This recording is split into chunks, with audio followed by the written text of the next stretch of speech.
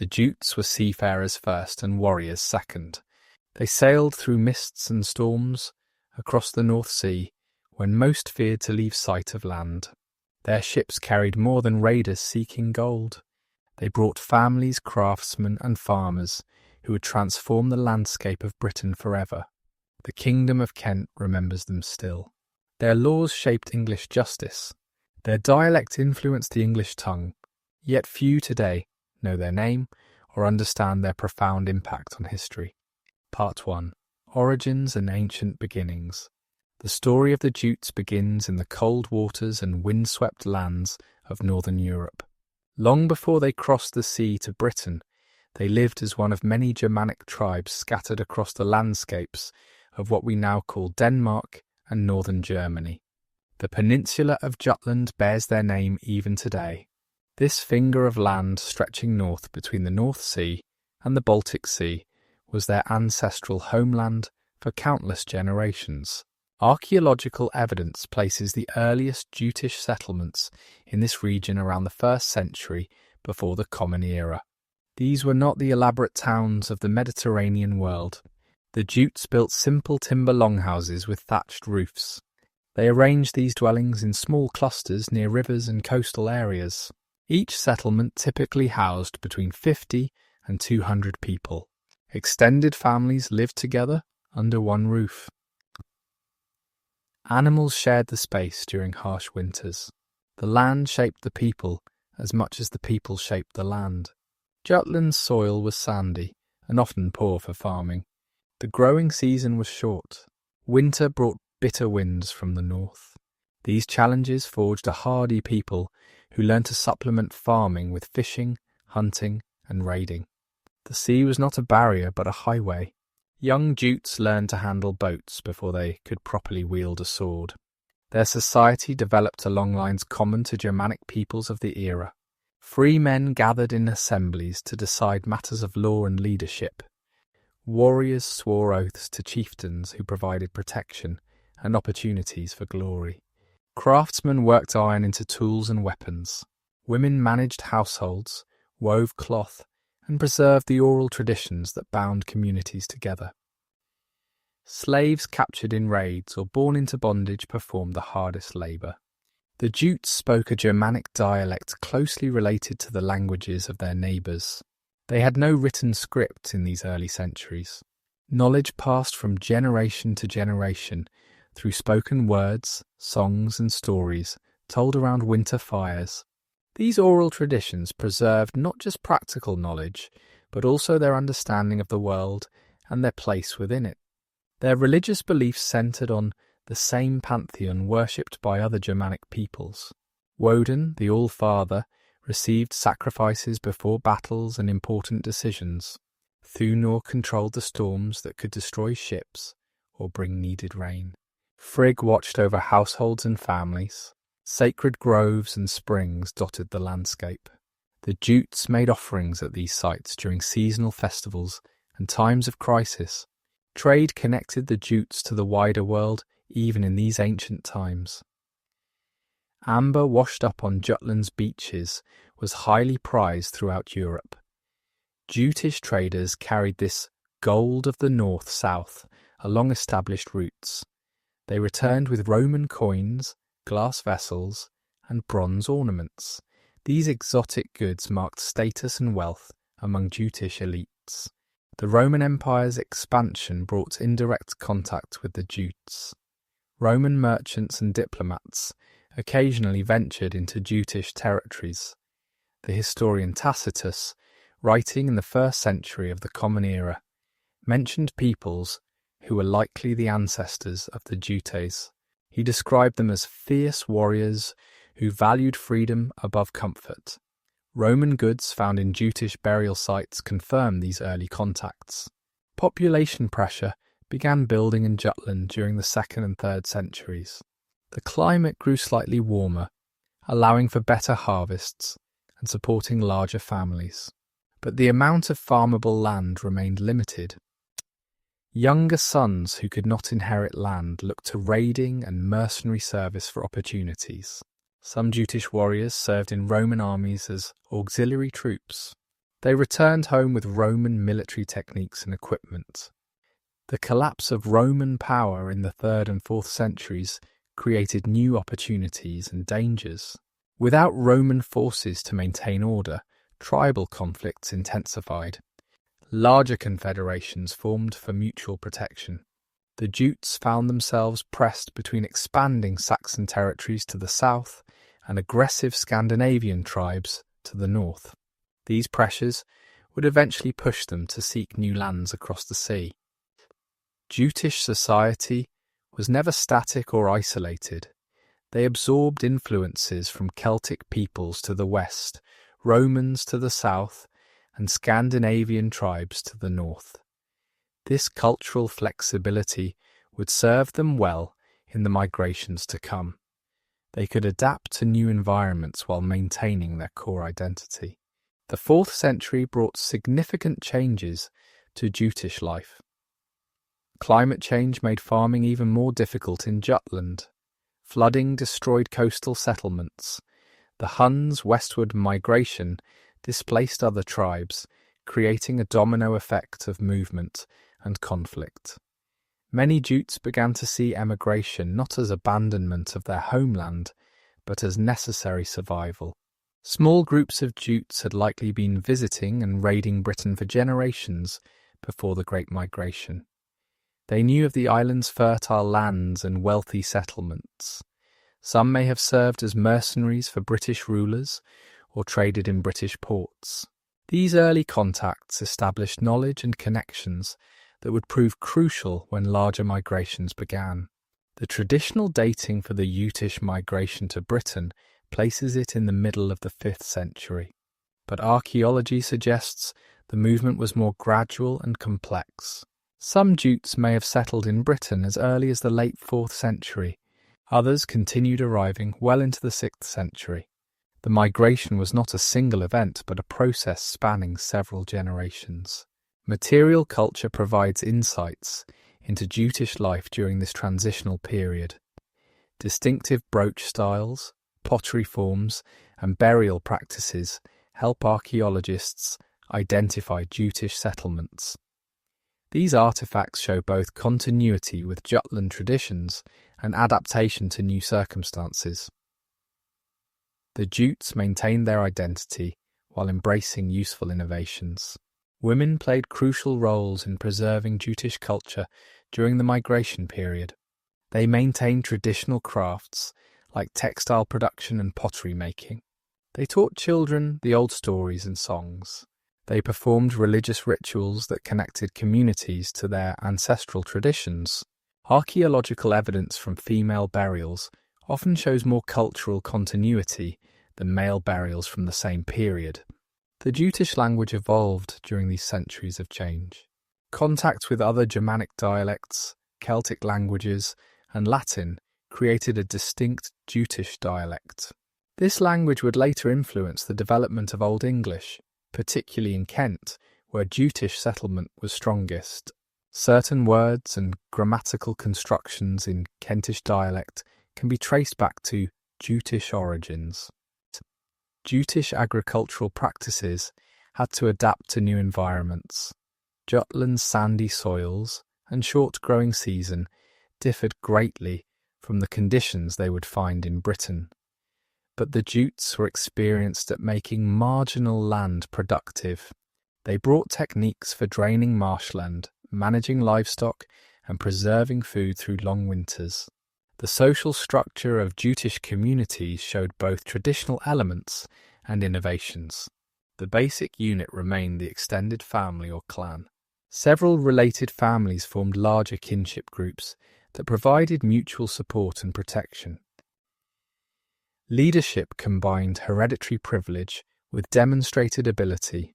A chieftain's son might inherit his father's position, but only if he proved worthy through deeds and judgments. Warfare remained central to Jutish identity even as their society grew more complex. Young men sought glory in battle to establish their reputation and attract followers. Successful warriors received arm rings, weapons, and other gifts from their lords. These gifts created bonds of obligation that held warrior bands together.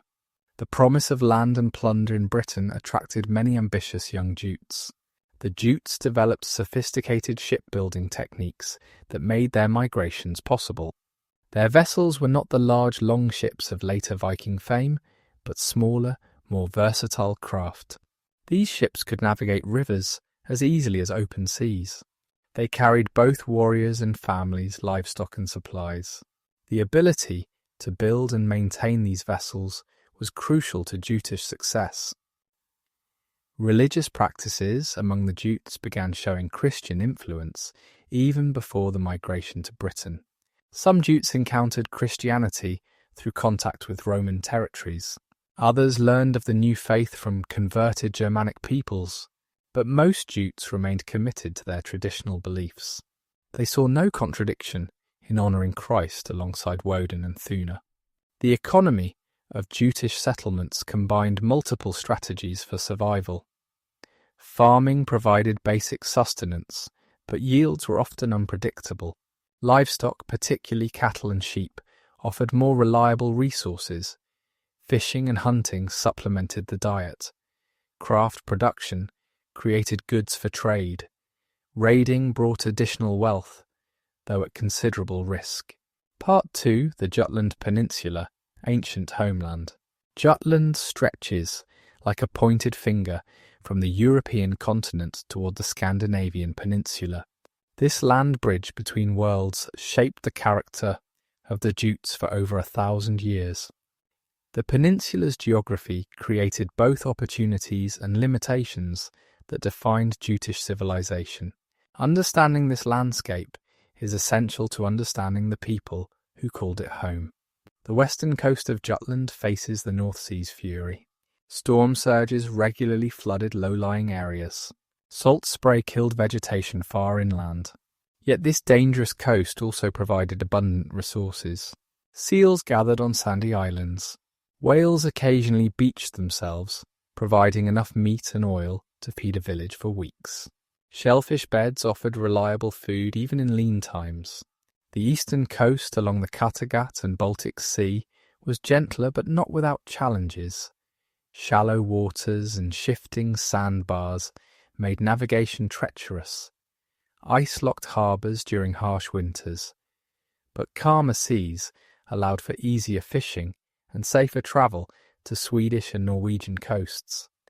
Many Jutish settlements clustered along this eastern shore. The interior of Jutland presented a varied landscape. The western portions were dominated by heath and moorland. Sandy soils supported only hardy plants like heather and gorse. Farming here required constant effort to maintain soil fertility. The eastern regions had richer soils deposited by ancient glaciers. Here, the Jutes could grow barley, rye and oats with greater success. Rivers crisscrossed Jutland, providing transportation routes and settlement sites. The Gudenu, the peninsula's longest river, connected interior settlements to coastal trading centres. Smaller streams powered mills and provided water for livestock. River valleys offered protection from winter winds and fertile floodplains for agriculture. Most major Jutish settlements developed along these waterways. Forests once covered much of Jutland, though centuries of clearing had created a patchwork landscape by the Jutish period. Oak, beech and pine provided timber for construction and shipbuilding. Forest margins offered grazing for pigs and cattle. Wild game including deer, boar and bears supplemented the Jutish diet. But forests also harboured dangers, from wolves to hostile neighbours. The climate of ancient Jutland was harsh but not unbearable. Summers were cool and often wet. Winters brought snow and freezing temperatures. Spring and autumn were brief transitions. This climate pattern meant a short growing season and constant uncertainty about harvests. The Jutes learned to store food carefully and maintain diverse food sources. Jutish settlements reflected adaptation to this challenging environment. Villages typically consisted of 3 to 12 longhouses arranged around a central space. Each longhouse sheltered an extended family and their livestock. The buildings were constructed with timber frames, wattle and daub walls, and thatched roofs. They were oriented to minimize exposure to prevailing winds. The largest settlements developed at strategic locations. River fords, coastal harbours, and trail junctions attracted traders and craftsmen. These proto-towns might have several dozen buildings, including specialised workshops, storage facilities, and meeting halls. Defensive earthworks protected some settlements, though most relied on their warriors for defence. Archaeological excavations reveal details of daily life in ancient Jutland. Houses contained central hearths for cooking and warmth. Smoke escaped through gaps in the roof. Raised platforms along the walls served as sleeping and working areas. Storage pits kept grain and other foods cool and dry. Personal belongings were few, but carefully made and maintained. The Jutes modified their landscape through generations of activity. They cleared forests for farmland and pasture. They drained marshes to create meadows. They built causeways across wetlands and bridges over streams. These improvements required communal effort and long-term planning. The landscape bore the marks of Jutish labour long after the people departed. Agriculture in Jutland followed seasonal rhythms unchanged for centuries. Spring brought ploughing and planting. Summer required weeding and tending livestock. Autumn meant harvest and preservation of food for winter. Winter was a time for craft production, storytelling, and planning for the next year. This cycle created a deep connection between the Jutes and their land. The Jutes grew mainly hardy grains that could tolerate poor soils and short seasons. Barley was the most important crop, used for bread, porridge, and brewing. Rye grew well in sandy soils. Oats fed both humans and horses. Small gardens near houses produced vegetables like cabbage, onions, and beans. Wild plants, including berries, nuts, and herbs, supplemented cultivated foods. Animal husbandry was as important as crop farming for Jutish survival. Cattle provided meat, milk, leather, and pulling power for ploughs. Sheep offered wool for clothing and meat for special occasions. Pigs efficiently converted forest forage into protein. Horses were valuable for transportation and warfare. Chickens and geese provided eggs and meat. Dogs helped with herding and hunting. The Jutes developed sophisticated techniques for preserving food through long winters. Meat was salted, smoked, or dried. Grain was stored in sealed pits or raised granaries. Dairy products were fermented into cheese and butter. Fish were dried or pickled. These preservation methods required significant labour and resources, but were essential for survival. Craftsmanship flourished, despite Jutland's limitations. Iron ore from bog deposits was smelted in small furnaces. Blacksmiths forged tools, weapons, and household items. Potters created vessels for cooking and storage. Woodworkers carved everything from spoons to ship keels. Textile production occupied much of women's time, transforming wool and flax into clothing and sails. Trade networks connected Jutland to distant lands. The Jutes exported amber, furs, and slaves. They imported luxury goods like glass, wine, and silk. More practical imports included high-quality iron, salt, and grinding stones. Trade routes followed rivers and coastal waters. Some brave merchants ventured overland through dangerous territories. The Jutes organised their society around kinship groups and territorial units. The smallest unit was the household, typically including 3 generations. Several related households formed a clan that shared resources and responsibilities. Multiple clans in an area constituted a tribe or small kingdom. These nested levels of organisation provided security and identity. Leadership among the Jutes combined different sources of authority. Hereditary chiefs claimed descent from gods or legendary heroes. Successful warriors attracted followers through generosity and victory. Wise elders arbitrated disputes and preserved traditions. Religious leaders interpreted omens and performed rituals. No single individual held absolute power.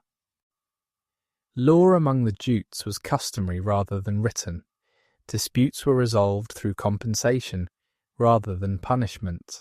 A complex system of vergild established the value of different injuries and offences. Serious crimes might result in outlawry, effectively a death sentence. Legal proceedings took place at public assemblies, where free men could speak and vote. Warfare was endemic in ancient Jutland. Conflicts arose over land, livestock and honour. Most fighting involved small raids rather than large battles. Warriors fought on foot with spears, swords and shields. Armour was rare and valuable. Victory brought glory and plunder. Defeat meant death or slavery. This constant warfare prepared the Jutes for their eventual conquest of British lands. Religious life permeated every aspect of Jutish society. The gods were not distant abstractions but active participants in daily life. Farmers made offerings before planting.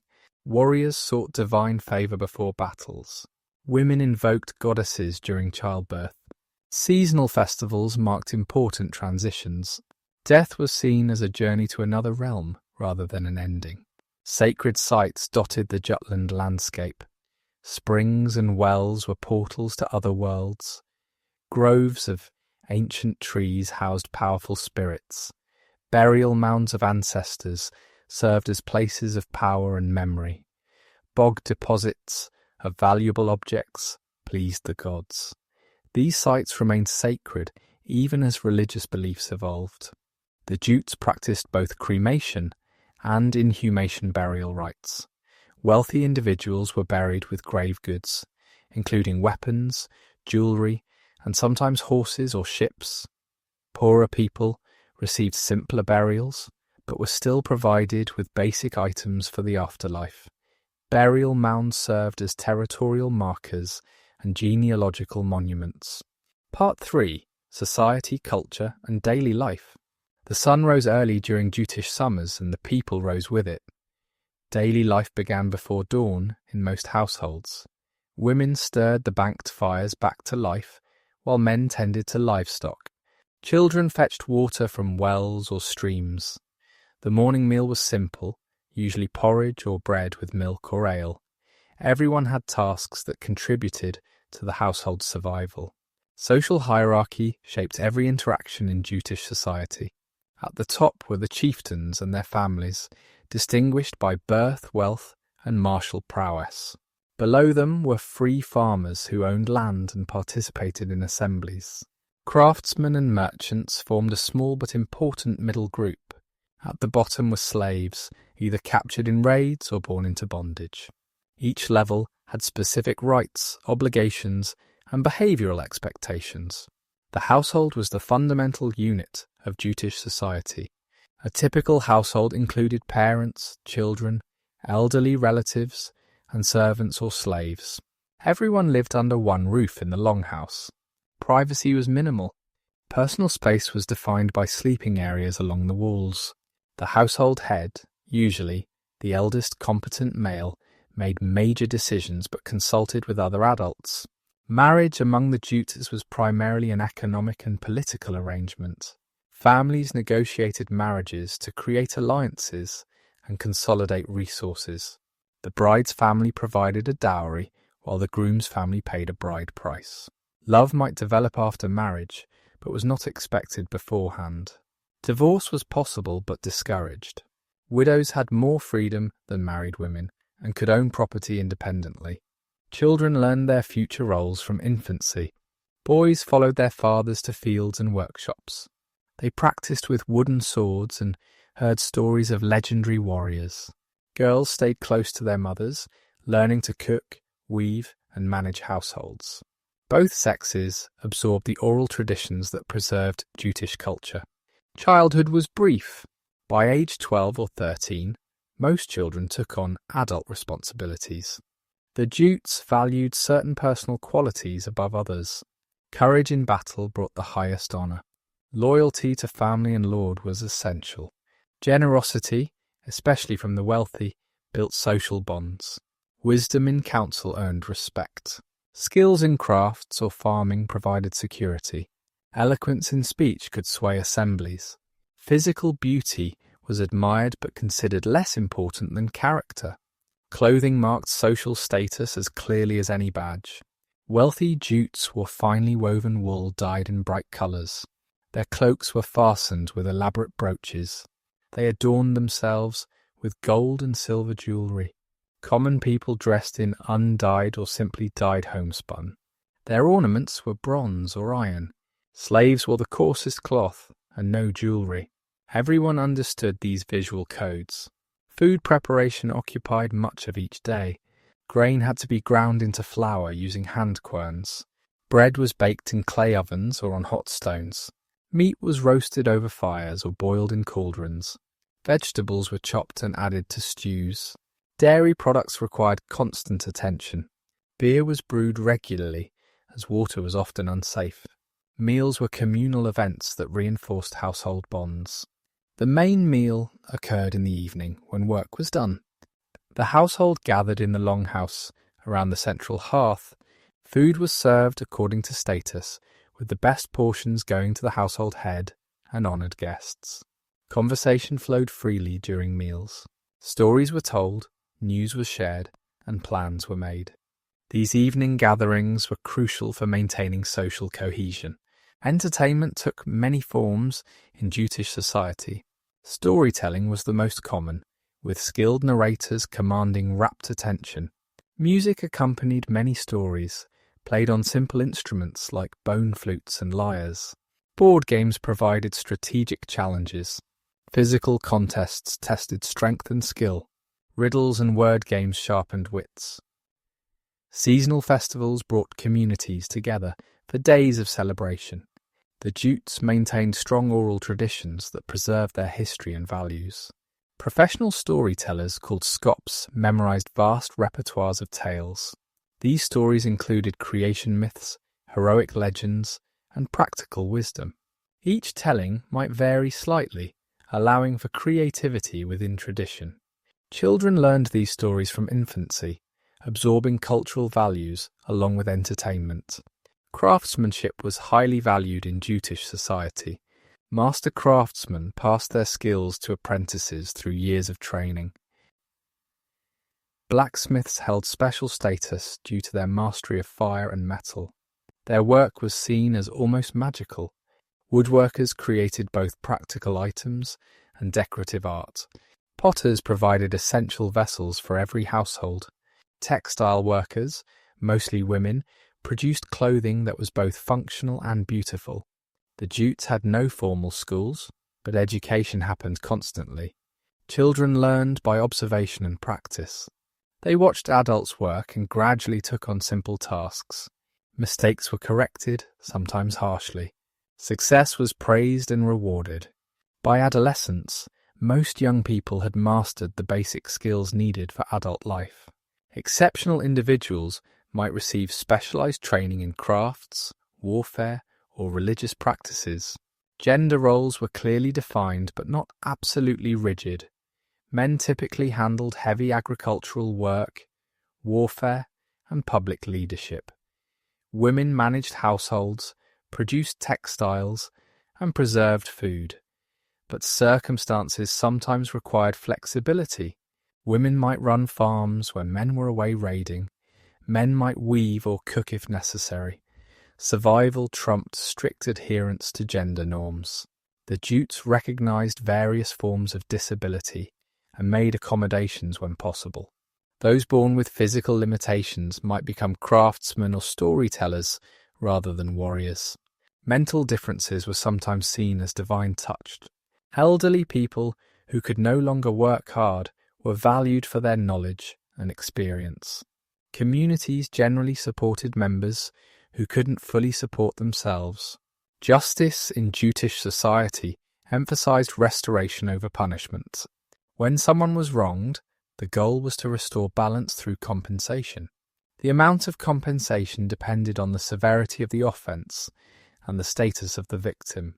Murder required the highest payments. Theft and assault demanded lesser amounts. If compensation couldn't be agreed upon, feuds might develop that lasted generations. Assemblies called things provided forms for resolving disputes and making communal decisions. Free men gathered at designated sites, often marked by standing stones or ancient trees. Cases were presented by the parties involved. Witnesses testified to facts and character. Experienced law speakers recited relevant precedents. The assembly then rendered judgment by consensus or vote. Religious observance structured the Jutish calendar. Major festivals marked the turning points of the agricultural year. The spring festival celebrated renewal and planting. The summer festival honoured the sun at its peak. The harvest festival gave thanks for successful crops. The winter festival defied the darkness with fire and feast. Smaller observances honoured specific gods or local spirits. Sacrifice was central to Jutish religious practice. Animals, usually livestock, were killed and offered to the gods. The meat was then shared in communal feasts that strengthened social bonds. Valuable objects might be deposited in bogs or buried at sacred sites. In extreme circumstances, human sacrifice occurred, though this was rare and controversial, even among the Jutes themselves. The Jutes believed in an afterlife that reflected earthly status and achievements. Warriors who died bravely in battle joined the gods in their halls. Farmers and craftsmen continued their work in peaceful fields. Those who died shamefully faced eternal punishment. These beliefs influenced behaviour throughout life. The desire for a good death shaped many decisions. Medicine among the Jutes combined practical knowledge with spiritual practices. Healers understood the properties of various herbs and how to set bones or stitch wounds, but they also invoked gods and spirits for healing. Amulets were worn to prevent illness. Runic inscriptions were carved to promote health. The line between physical and spiritual healing was blurry. Trade brought the Jutes into contact with diverse peoples and ideas. Merchants who travelled widely became sources of information about foreign lands and customs. They introduced new technologies and products. They carried messages between distant communities. Some merchants grew wealthy enough to rival traditional elites. This economic power sometimes translated into political influence. The Jutes measured time by natural cycles rather than abstract calendars. Days ran from sunset to sunset. Months followed lunar phases. Years were counted and winters survived. Important events were remembered in relation to other significant occurrences. This system worked well for a society where most people never travelled far from their birthplace. Architecture in Jutish settlements was functional rather than monumental. Buildings were designed to withstand harsh weather while using available materials efficiently. The longhouse design had evolved over centuries to meet multiple needs. Regional variations existed, but the basic pattern remained consistent. These structures could be built quickly by communal effort and repaired with local materials. Hospitality was a sacred duty in Jutish culture. Travellers could expect food and shelter from any household. Hosts gained honour by their generosity. Guests were expected to share news and stories in return. This system of reciprocal hospitality created networks that spanned the Germanic world. It also provided security in an era without formal diplomatic relations. Personal hygiene was more important to the Jutes than often assumed. They bathed regularly in streams or heated bathhouses. Hair was carefully groomed and sometimes bleached with lye. Beards were trimmed and styled.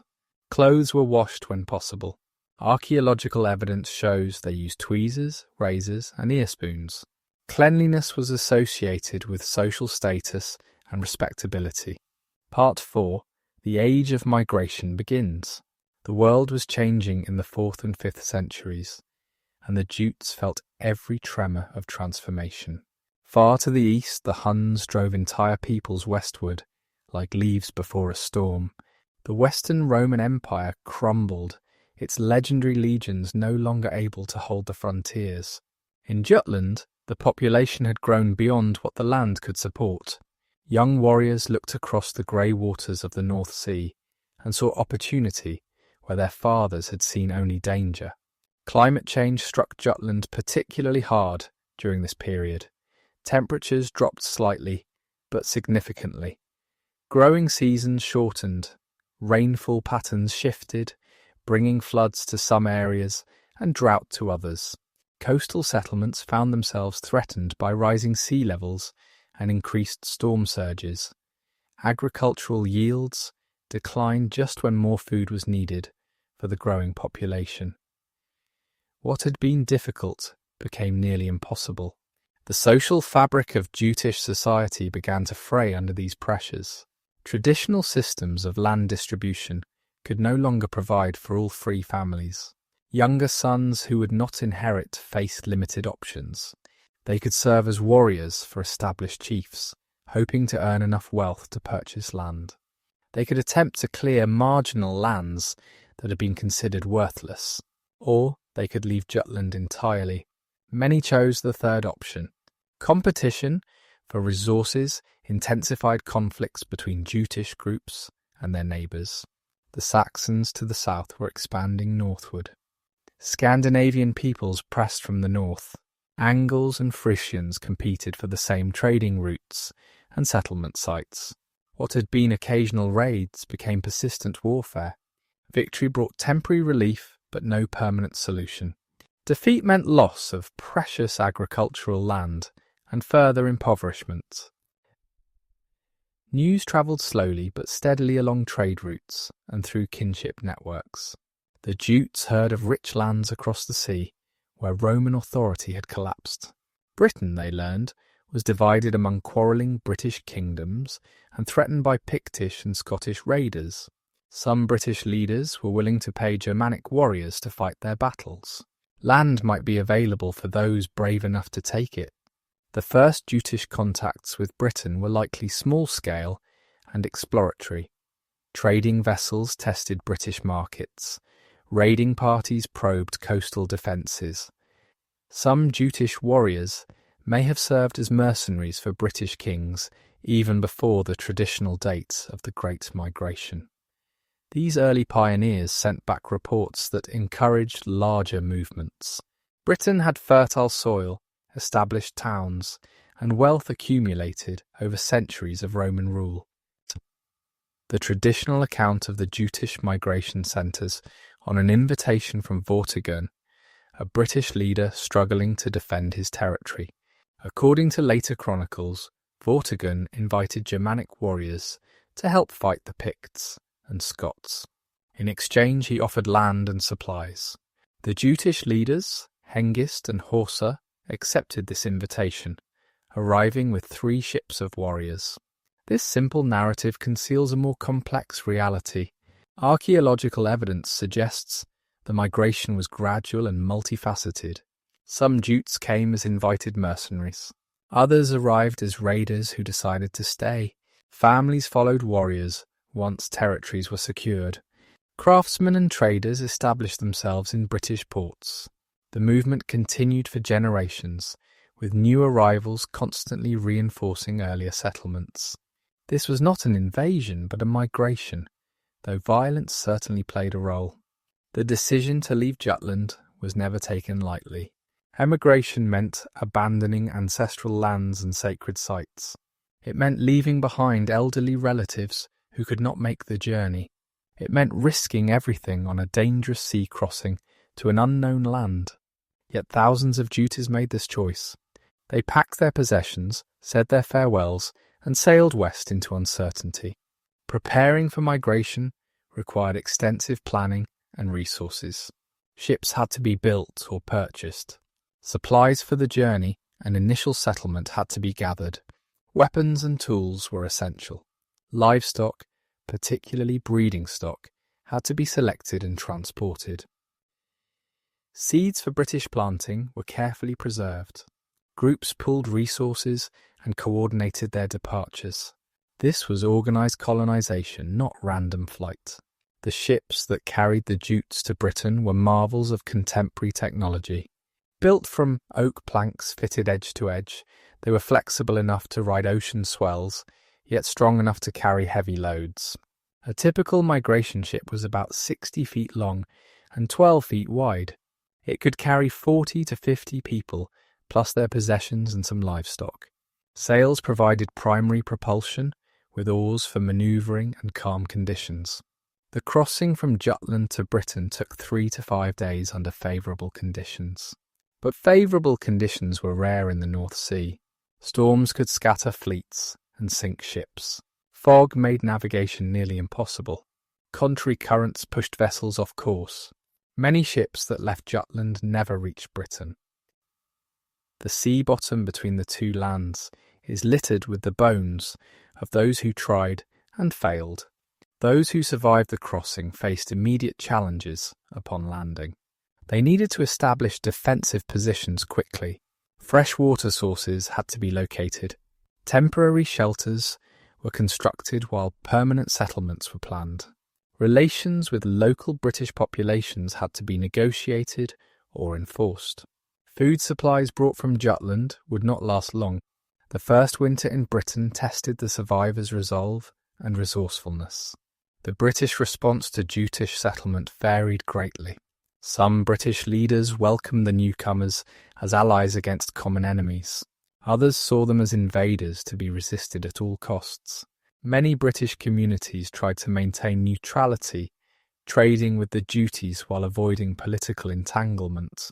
The Romano-British population in towns had different concerns than British farmers in the countryside. This diversity of responses created a complex political landscape. Early Jutish settlements in Britain clustered in specific regions. Kent received the largest number of Jutish migrants. The Isle of Wight and parts of Hampshire also saw significant Jutish colonisation. These areas were chosen for strategic and practical reasons. They offered good harbours for maintaining contact with Jutland. The land was fertile and relatively unpopulated. Existing Roman infrastructure could be adapted for Jutish use. The Jutes brought more than just warriors to Britain. Families included women skilled in textile production and food preservation. Craftsmen brought knowledge of ironworking, pottery and construction. Farmers understood how to clear forests and drain marshes. Children would grow up bilingual, equally comfortable in Jutish and British languages. This diverse migration laid foundations for permanent settlement rather than temporary occupation. Relations between Jutish settlers and British natives ranged from peaceful coexistence to violent conflict. In some areas, intermarriage created mixed communities within a generation. British aristocrats sometimes maintained their status by allying with Jutish leaders.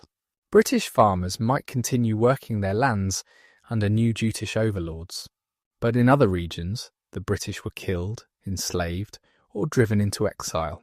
The pattern varied greatly, even within small areas. The Jutes adapted quickly to British conditions while maintaining their cultural identity. They learned to grow British crops like wheat that yielded better than Jutland's barley. They adopted useful British technologies like improved plough designs and watermill construction. They incorporated British words into their language for things unknown in Jutland. Yet they kept their traditional laws, social structures, and religious practices largely intact. Communication between British settlements and Jutland continued for several generations. Ships carried news, trade goods, and additional migrants in both directions. Some Jutes returned to Jutland after accumulating wealth in Britain. Others sent for relatives to join them. This ongoing connection helped maintain Jutish identity even as settlers adapted to British life. Eventually, however, the ties weakened as British-born generations had less connection to the homeland. The economic impact of Jutish settlement transformed British landscapes. The Jutes cleared forests that had regenerated since Roman times. They established new field systems suited to their agricultural practices. They founded settlements in previously marginal areas. They reopened mines and quarries abandoned after Roman withdrawal. Within decades, Jutish areas showed distinct archaeological signatures, different from both British and Saxon regions. Military organisation among British Jutes evolved from the warrior bands of Jutland.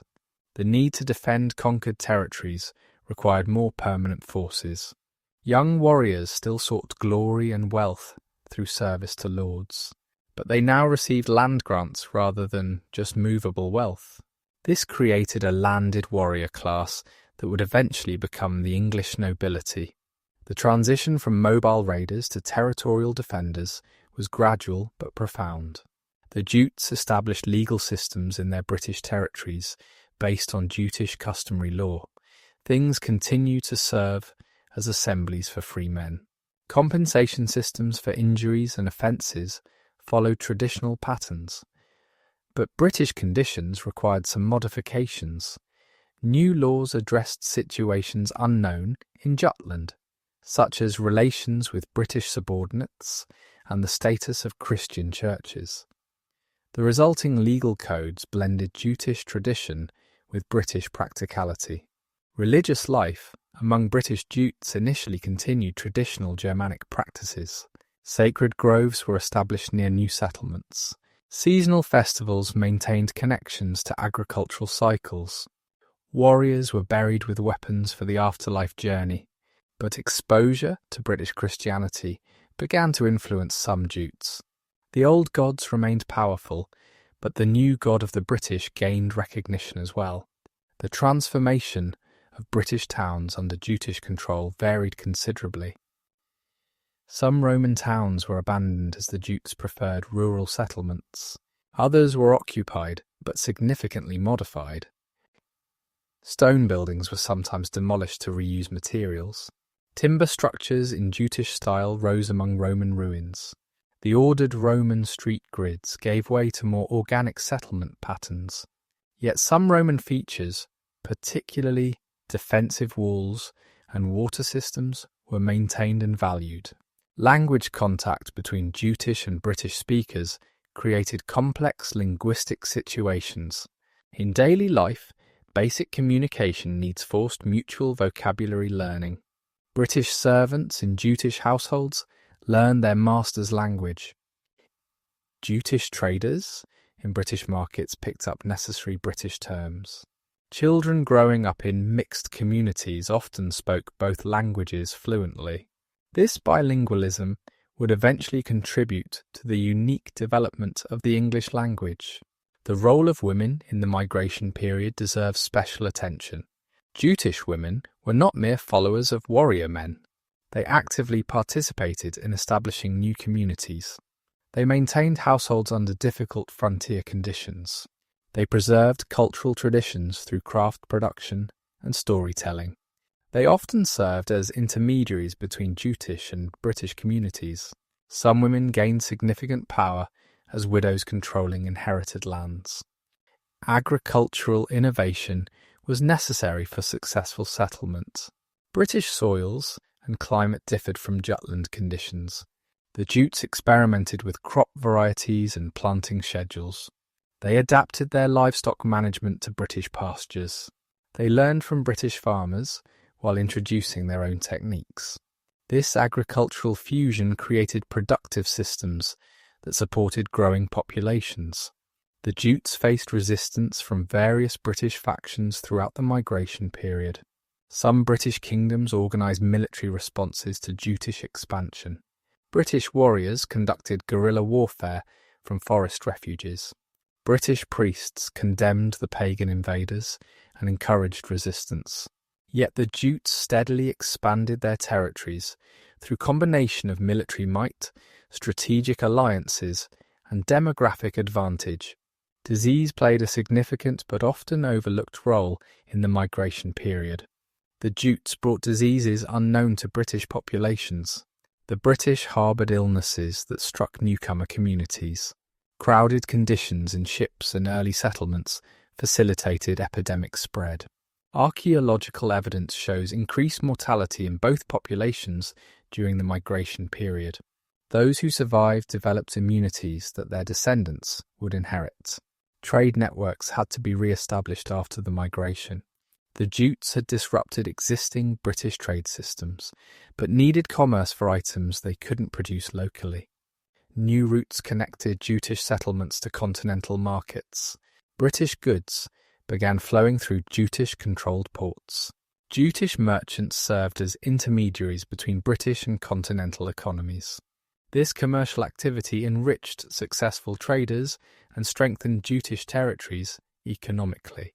The psychological impact of migration shaped Jutish identity for generations. The migrants saw themselves as brave pioneers who had risked everything for new opportunities. Stories of the crossing became legendary, growing more dramatic with each retelling. The homeland of Jutland gained mythic status in memory. This migration narrative provided unity and purpose to diverse Jutish communities in Britain. Construction techniques in British Jutish settlements showed both continuity and innovation. The basic longhouse design was adapted to British materials and conditions. British stone construction methods were sometimes adopted for high-status buildings.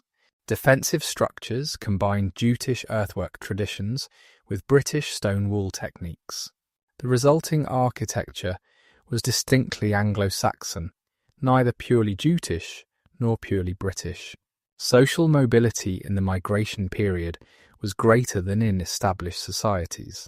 Successful warriors could gain lands and titles regardless of their Jutland origins. Clever merchants could accumulate wealth that brought political influence. Skilled craftsmen found eager markets for their products. Even some British natives could improve their status by serving Jutish lords effectively. This fluidity attracted ambitious individuals but also created instability.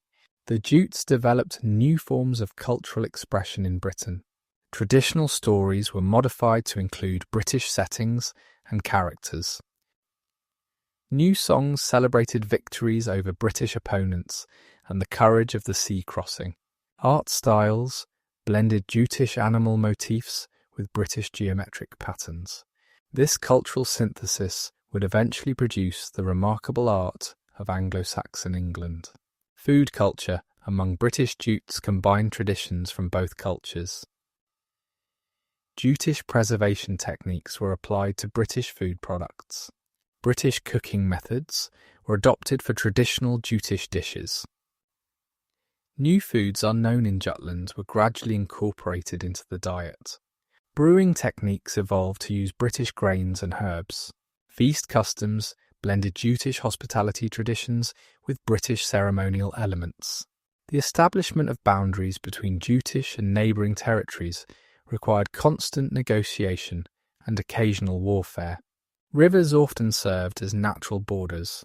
Ancient earthworks were repurposed as defensive lines. Forests created buffer zones between hostile groups. But boundaries remained fluid and contested. A strong war leader might expand territory significantly. A weak successor might lose those same gains. Part 5. The Great Crossing to Britain. The ships waited in the harbour as morning mist rose from cold water. Families huddled together on the beach, their possessions piled around them. Children clung to their mothers, while men checked weapons and supplies one final time. The journey they were about to undertake would change the course of history, though none could have known it at the time. This was the Great Crossing, the movement of entire Jutish communities from their ancient homeland to an uncertain future in Britain. Hengist and Horsa stand at the centre of the traditional narrative of Jutish migration. These brothers, whose names mean stallion and horse, were said to be descended from Woden himself. Later chronicles described them as experienced warriors who had already won fame in battles across the Germanic world. When Vortigern's invitation arrived, they saw opportunity not just for themselves, but for their people. They gathered followers, prepared ships, and set sail for Britain.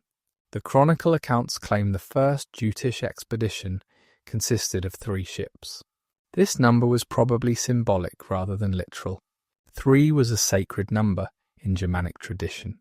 More likely, the initial force included dozens of vessels carrying several hundred warriors, plus their families and supporters.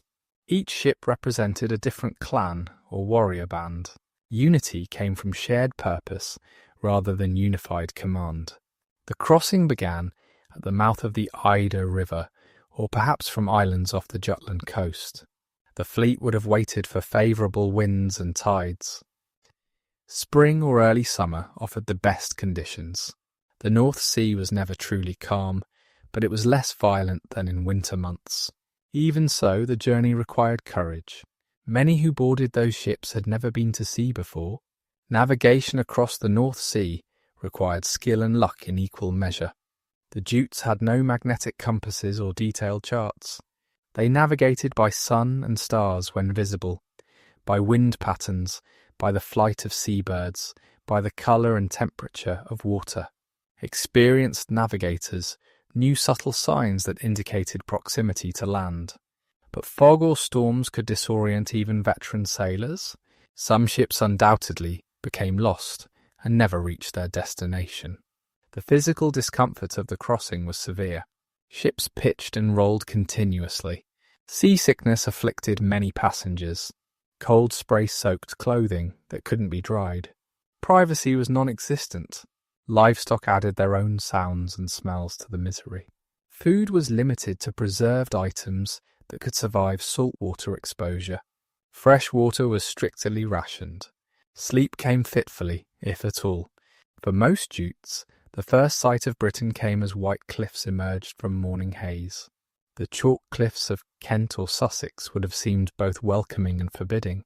They promised solid land after days at sea, but they also represented the unknown. Behind those cliffs lay a land inhabited by strangers who might greet the newcomers with swords rather than words of welcome. Landing sites were chosen carefully. The Jutes needed beaches where ships could be safely drawn up above the tide line. Fresh water had to be available nearby. The site needed to be defensible, but not so isolated that it couldn't serve as a base for expansion. Thanet, the isle off Kent's coast, provided an ideal initial settlement. It was technically an island offering security, but close enough to the mainland for easy access. The moment of landing was fraught with tension and relief.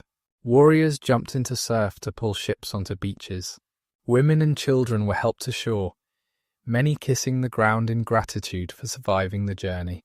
Possessions were quickly unloaded before tides could shift. Guards were posted while others set up temporary camps. The immediate priority was establishing security and basic shelter. According to the chronicles, Vortigern greeted the Jutes as invited guests rather than invaders. He provided supplies and indicated lands where they could settle. In return, the Jutes were expected to fight against Vortigern's enemies, particularly the Picts who raided from the north.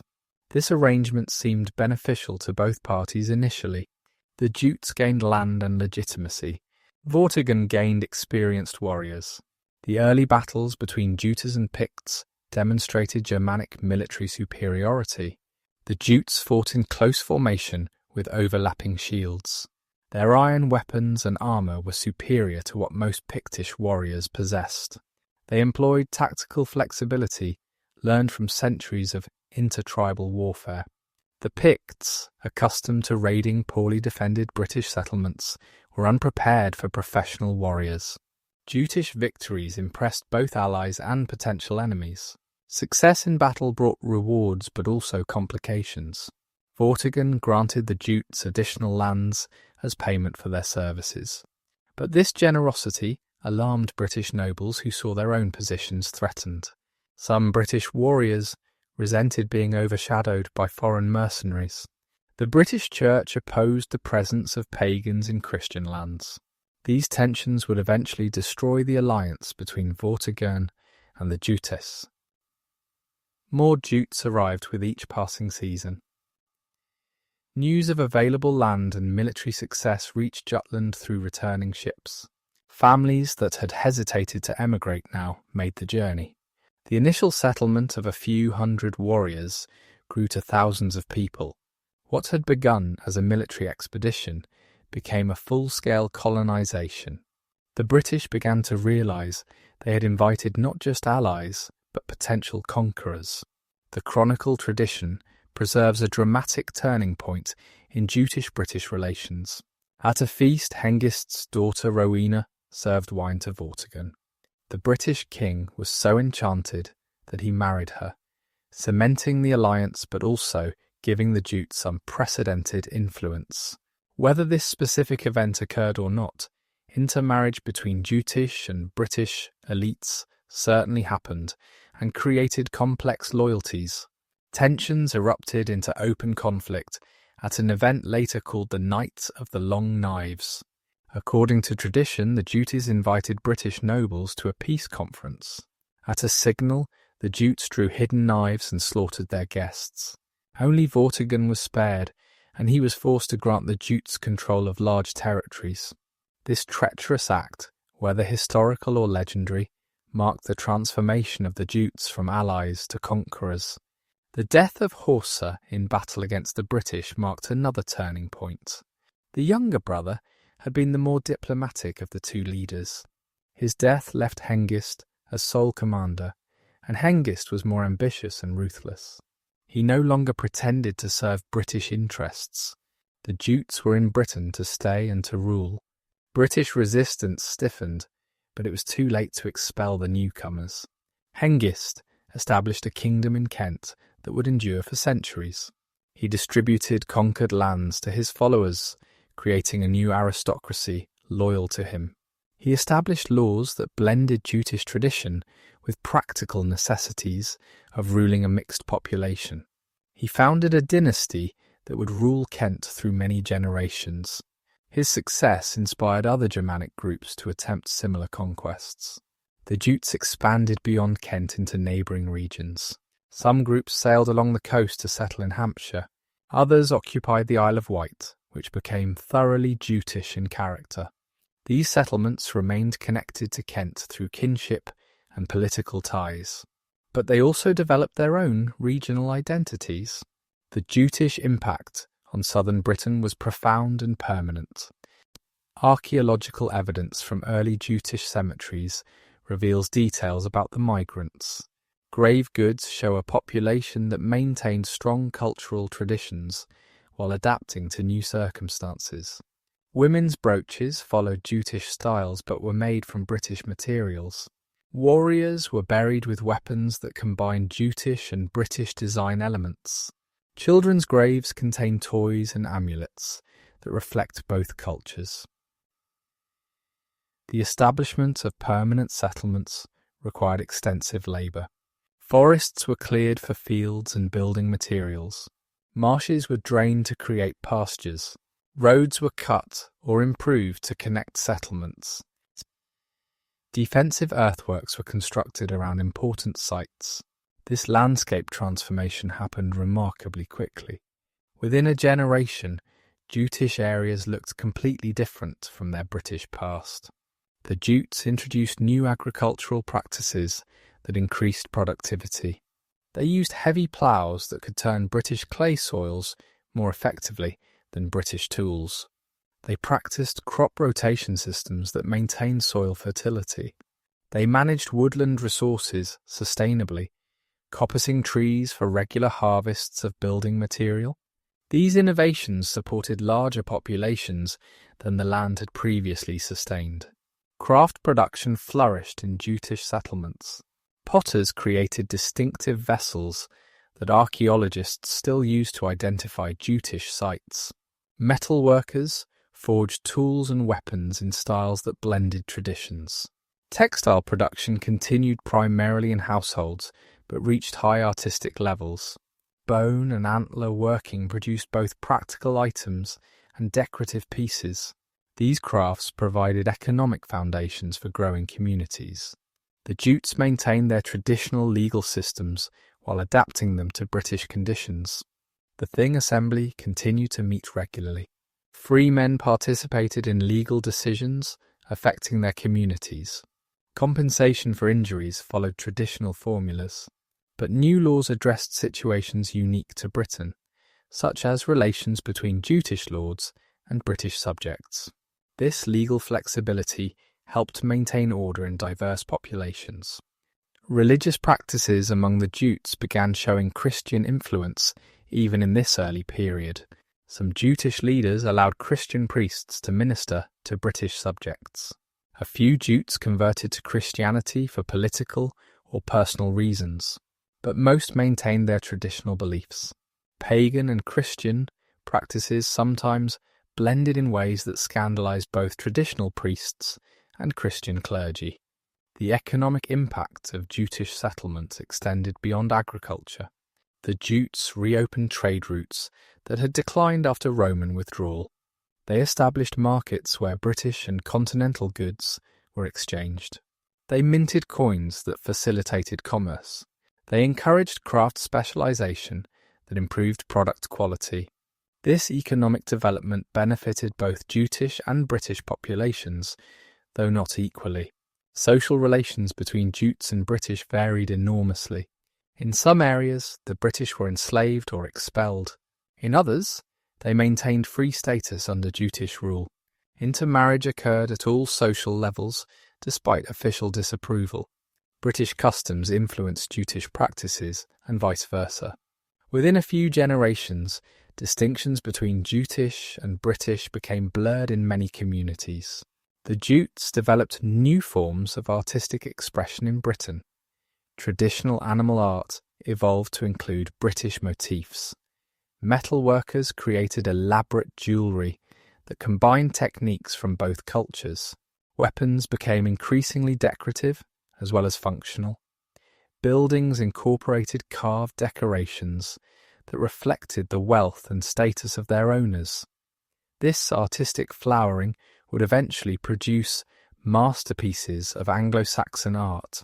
Military technology evolved rapidly during the conquest period. The Jutes adopted British cavalry tactics while maintaining their infantry traditions. They learned siege techniques for capturing British fortifications. They improved ship designs for both warfare and transport. They developed new armour styles that combined protection with mobility. These military innovations gave them advantages over both British and rival Germanic groups. The psychological impact of the conquest shaped both Jutish and British identities. The Jutes saw themselves as superior warriors who had won their lands through strength and courage. The British developed narratives of resistance and eventual resurgence. Both groups created legends that explained and justified contemporary realities. These stories, whether of Hengist's cunning or Arthur's resistance, shaped cultural memory for centuries. Part 6. Establishing the Kingdom of Kent. The Kingdom of Kent emerged from the chaos of conquest as the first stable Anglo-Saxon realm in Britain. Under Hengist and his descendants, what had begun as scattered settlements coalesced into an organised state. Kent would become the wealthiest and most sophisticated of the early English kingdoms. Its laws would influence English legal development. Its conversion to Christianity would transform English culture. But first the Jutes had to build a kingdom from the ground up. After Hengist's death, his son Oisc took control of the Jutish settlements in Kent. Later kings would call themselves Oiscingas, descendants of Oisc, establishing dynastic legitimacy. Oisc faced challenges different from his father's. The age of conquest was ending. Now came the harder task of governing diverse populations and defending established territories. He had to transform warriors into administrators and raiders into farmers. The geography of Kent provided both advantages and challenges for kingdom building. The region was bounded by the Thames estuary to the north, the English Channel to the east and south, and the Weald Forest to the west. These natural boundaries offered protection but also limited expansion. Within these boundaries lay fertile soils, navigable rivers, and established Roman roads. The Jutes had chosen their territory well. Canterbury emerged as the principal royal centre, though kings maintained multiple estates throughout Kent. The Roman walls of Dura Vernum Cantiacorum still stood, providing defence and prestige. The Jutes repaired and modified these fortifications. Within the walls, timber halls replaced Roman buildings. The greatest of these halls served as the king's primary residence and the setting for royal ceremonies. The early Kentish kings established a network of royal estates across their territory. These estates served multiple functions. They provided food and resources for the royal household. They offered bases from which to administer justice and collect tribute. They demonstrated royal presence throughout the kingdom. The king and his retinue travelled constantly between estates, consuming their produce and reinforcing royal authority. Administration of the kingdom required new institutions. The Jutes had no tradition of bureaucratic government. They adapted what they found useful from Roman-British systems while maintaining Germanic customs. Royal officials called reeves managed estates and collected taxes. Ealdormen governed districts in the king's name. The king's companions, called gesiths, served as warriors, advisors and administrators as needed. Law in early Kent blended Jutish tradition with practical innovation. The king served as ultimate judge, but most cases were heard in local assemblies. Compensation tariffs specified payments for various injuries and offences. These tariffs varied based on the victim's social status. A nobleman's life was worth more than a freeman's, and a freeman's more than a slave's. This system seems harsh today, but provided predictable justice in a violent age. The economy of early Kent was primarily agricultural, but increasingly diverse. Most people farmed, raising grain and livestock. But specialisation was developing. Some communities focused on pottery production. Others specialised in ironworking or textile production. Coastal settlements engaged in fishing and salt production. This economic diversity provided resilience and encouraged trade. Trade was crucial to Kent's prosperity. The kingdom controlled the shortest crossing points to the continent. Kentish ports like Dover and Sandwich became essential stops on trade routes. Frankish merchants brought wine, glass and luxury goods. They returned with English wool, slaves and hunting dogs. This trade enriched the Kentish elite and exposed them to continental culture. The Kentish nobility developed a distinctive culture that blended Jutish and British elements with continental influences. They wore elaborate jewellery that displayed their wealth and connections. They commissioned decorated weapons that were artworks as much as tools of war. They built impressive halls that hosted feasts and ceremonies. They supported craftsmen who produced increasingly sophisticated goods. Slavery remained important in early Kentish society. Many British natives were enslaved during the conquest. Their descendants remained in bondage for generations. Slaves performed agricultural labour, domestic service, and craft production. Some slaves could earn their freedom through exceptional service or by purchasing it, but most lived and died in bondage, their labour supporting the Jutish elite's lifestyle. Women in early Kent had more rights than might be expected. They could own land and property independently. They could inherit from parents and husbands. They could conduct business and appear in legal proceedings. Noble women often managed estates when their husbands were absent. Some women gained significant political influence through marriage and motherhood, but they remained excluded from formal political participation. Warfare continued to shape Kentish society even after the kingdom's establishment. The kings of Kent had to defend against Saxon expansion from the west. They competed with other kingdoms for control of London and the Thames Valley. They raided British territories that still resisted Anglo-Saxon rule. Military service remained the primary obligation of free men to their lords. The organisation of the Kentish military evolved from the warrior bands of the migration period. The king maintained a permanent retinue of professional warriors. Noble landowners were obligated to provide equipped warriors when summoned. Free farmers served in the general levy for defensive wars. This system could mobilise significant forces but struggled to maintain long campaigns. Religious change came gradually to Kent. The Jutish settlers had brought their Germanic paganism with them. They worshipped Woden, Thuna and other traditional gods. Sacred sites were established throughout Kent. Seasonal festivals maintained connections to agricultural cycles and ancestral traditions. But Christianity never completely disappeared from Kent. British Christians continued practicing their faith quietly. King Ethelbert's accession, around 560, marked a new era for Kent. He was ambitious, capable, and fortunate in his circumstances. The kingdom he inherited was stable and prosperous. His neighbours were distracted by their own conflicts. Continental connections provided wealth and prestige.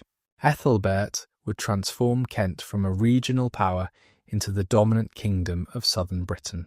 Ethelbert's marriage to Bertha, a Frankish Christian princess, had profound consequences. The marriage alliance connected Kent to the powerful Merovingian kingdom. Bertha brought Christian priests and practices to Canterbury. She was allowed to worship freely and maintain a Christian household. Her presence prepared the ground for Kent's conversion to Christianity.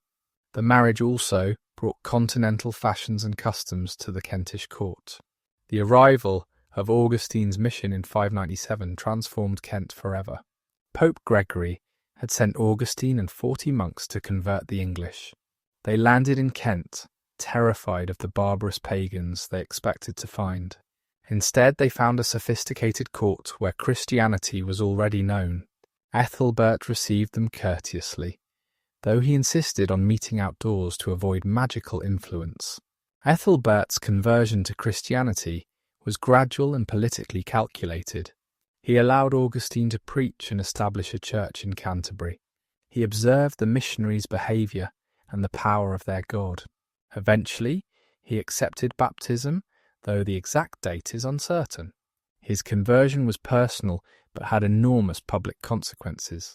Where the king led, many followed. The establishment of the Canterbury Cathedral created a new centre of power in Kent. Augustine became the first Archbishop of Canterbury, establishing a precedent that continues today. The cathedral became a centre of learning and culture. Monks copied manuscripts and taught literacy.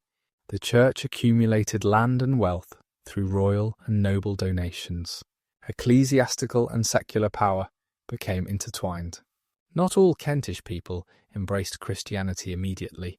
Many continued traditional practices for generations. Some attempted to blend Christian and pagan beliefs. Others converted nominally while maintaining private pagan observances. The church struggled to eliminate practices it considered superstitious or demonic. Complete Christianization took centuries rather than years. The legal innovations of Ethelbert's reign were revolutionary. He issued the first written law code in any Germanic language.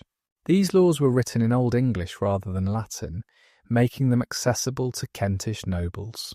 They covered everything from compensation for injuries to protection of church property. The laws reveal a complex society struggling to balance tradition with innovation. The laws protected different social classes differently. The king's person was sacrosanct, with enormous penalties for any offence against him. Nobles received greater compensation for injuries than commoners. Women's legal status varied with their social position and marital status. Slaves had minimal legal protection. The church received special protections that placed it outside traditional legal structures. Economic prosperity during Ethelbert's reign was remarkable. Archaeological evidence shows increased craft production and trade. Imported goods appear in graves throughout Kent. Coin production resumed after centuries of barter economy. Population grew as improved agriculture supported more people. Towns began developing around royal and ecclesiastical centres. Kent was becoming urbanised, while other kingdoms remained entirely rural. Cultural achievements of Ethelbert's Kent were equally impressive. The fusion of Jutish, British, Christian, and continental influences created a unique culture. Artisans produced jewellery and manuscripts of extraordinary beauty. Architecture evolved from simple timber halls to sophisticated stone churches. Literature began developing as literacy spread. Music combined Germanic traditions with Christian liturgy. Ethelbert's influence extended far beyond Kent's borders. He claimed overlordship over all Anglo-Saxon kingdoms south of the Humber River. Whether this authority was real or ceremonial is debated, but other kings acknowledged his precedence. They sought his alliance or feared his enmity. Kent under Ethelbert was the closest thing to a unified English kingdom that had yet existed. The succession, after Ethelbert's death in 616, nearly destroyed his achievements. His son Eadbald initially rejected Christianity and married his stepmother, scandalising the church. Many recent converts returned to paganism. The Kentish church seemed on the verge of collapse, but Eadbald eventually converted and supported the church. The crisis passed, but it revealed the fragility of early Christianity. The 7th century saw Kent's gradual decline from supremacy. Other kingdoms, particularly Northumbria and Mercia, grew more powerful. Kent lost its overlordship and sometimes its independence, but it remained culturally significant. Canterbury continued as England's ecclesiastical capital. Kentish law influenced other kingdoms' legal codes. Kentish dialect contributed significantly to Standard Old English. The Kingdom of Kent faced numerous challenges in maintaining its identity. Mercian overlordship in the 8th century threatened Kentish independence. Viking raids in the 9th century devastated coastal settlements. Internal conflicts weakened royal authority, but Kent survived as a distinct entity within larger political structures. Its Jutish origins were remembered even as they became increasingly distant. Part 7. The Jutes in Hampshire and the Isle of Wight. Beyond Kent, other Jutish communities established themselves along Britain's southern coast. The Isle of Wight and parts of Hampshire became thoroughly Jutish in character, maintaining distinct identities separate from both Kent and the surrounding Saxon kingdoms. These southern Jutes developed their own traditions, faced unique challenges, and contributed their own chapters to the story of early England. Their history is less well documented than Kent's, but archaeology and scattered references reveal a fascinating parallel narrative. The Isle of Wight attracted Jutish settlers for compelling reasons. The island offered natural defence, surrounded by waters that were treacherous for those unfamiliar with local tides and currents. Its chalk downs provided good grazing for sheep. Its southern position gave it the warmest climate in Britain. Its harbours faced the continent, facilitating trade. For Jutes seeking new homes, Wight seemed ideal despite its limited size. The traditional account claims that Stuff and Whitgar, kinsmen of the Kentish royal house, led the Jutish settlement of Wight. They arrived with ships of warriors and established control over the island. Whether these individuals were historical or legendary, Jutish settlement of Wight certainly occurred in the late 5th or early 6th century. The island's British population was either expelled, absorbed, or eliminated. Archaeological evidence from Wight reveals a strongly Jutish material culture. Cemeteries contain grave goods identical to those found in Kent and Jutland. Women's brooches follow distinctly Jutish patterns. Pottery styles match Kentish examples. Building techniques reflect Jutish traditions. The island maintained closer cultural connections to Jutish origins than many mainland settlements. The political organisation of Jutish Wight remains somewhat mysterious. The island apparently had its own kings or sub-kings who ruled semi-independently. They maintained relations with Kent but were not directly controlled by Kentish kings.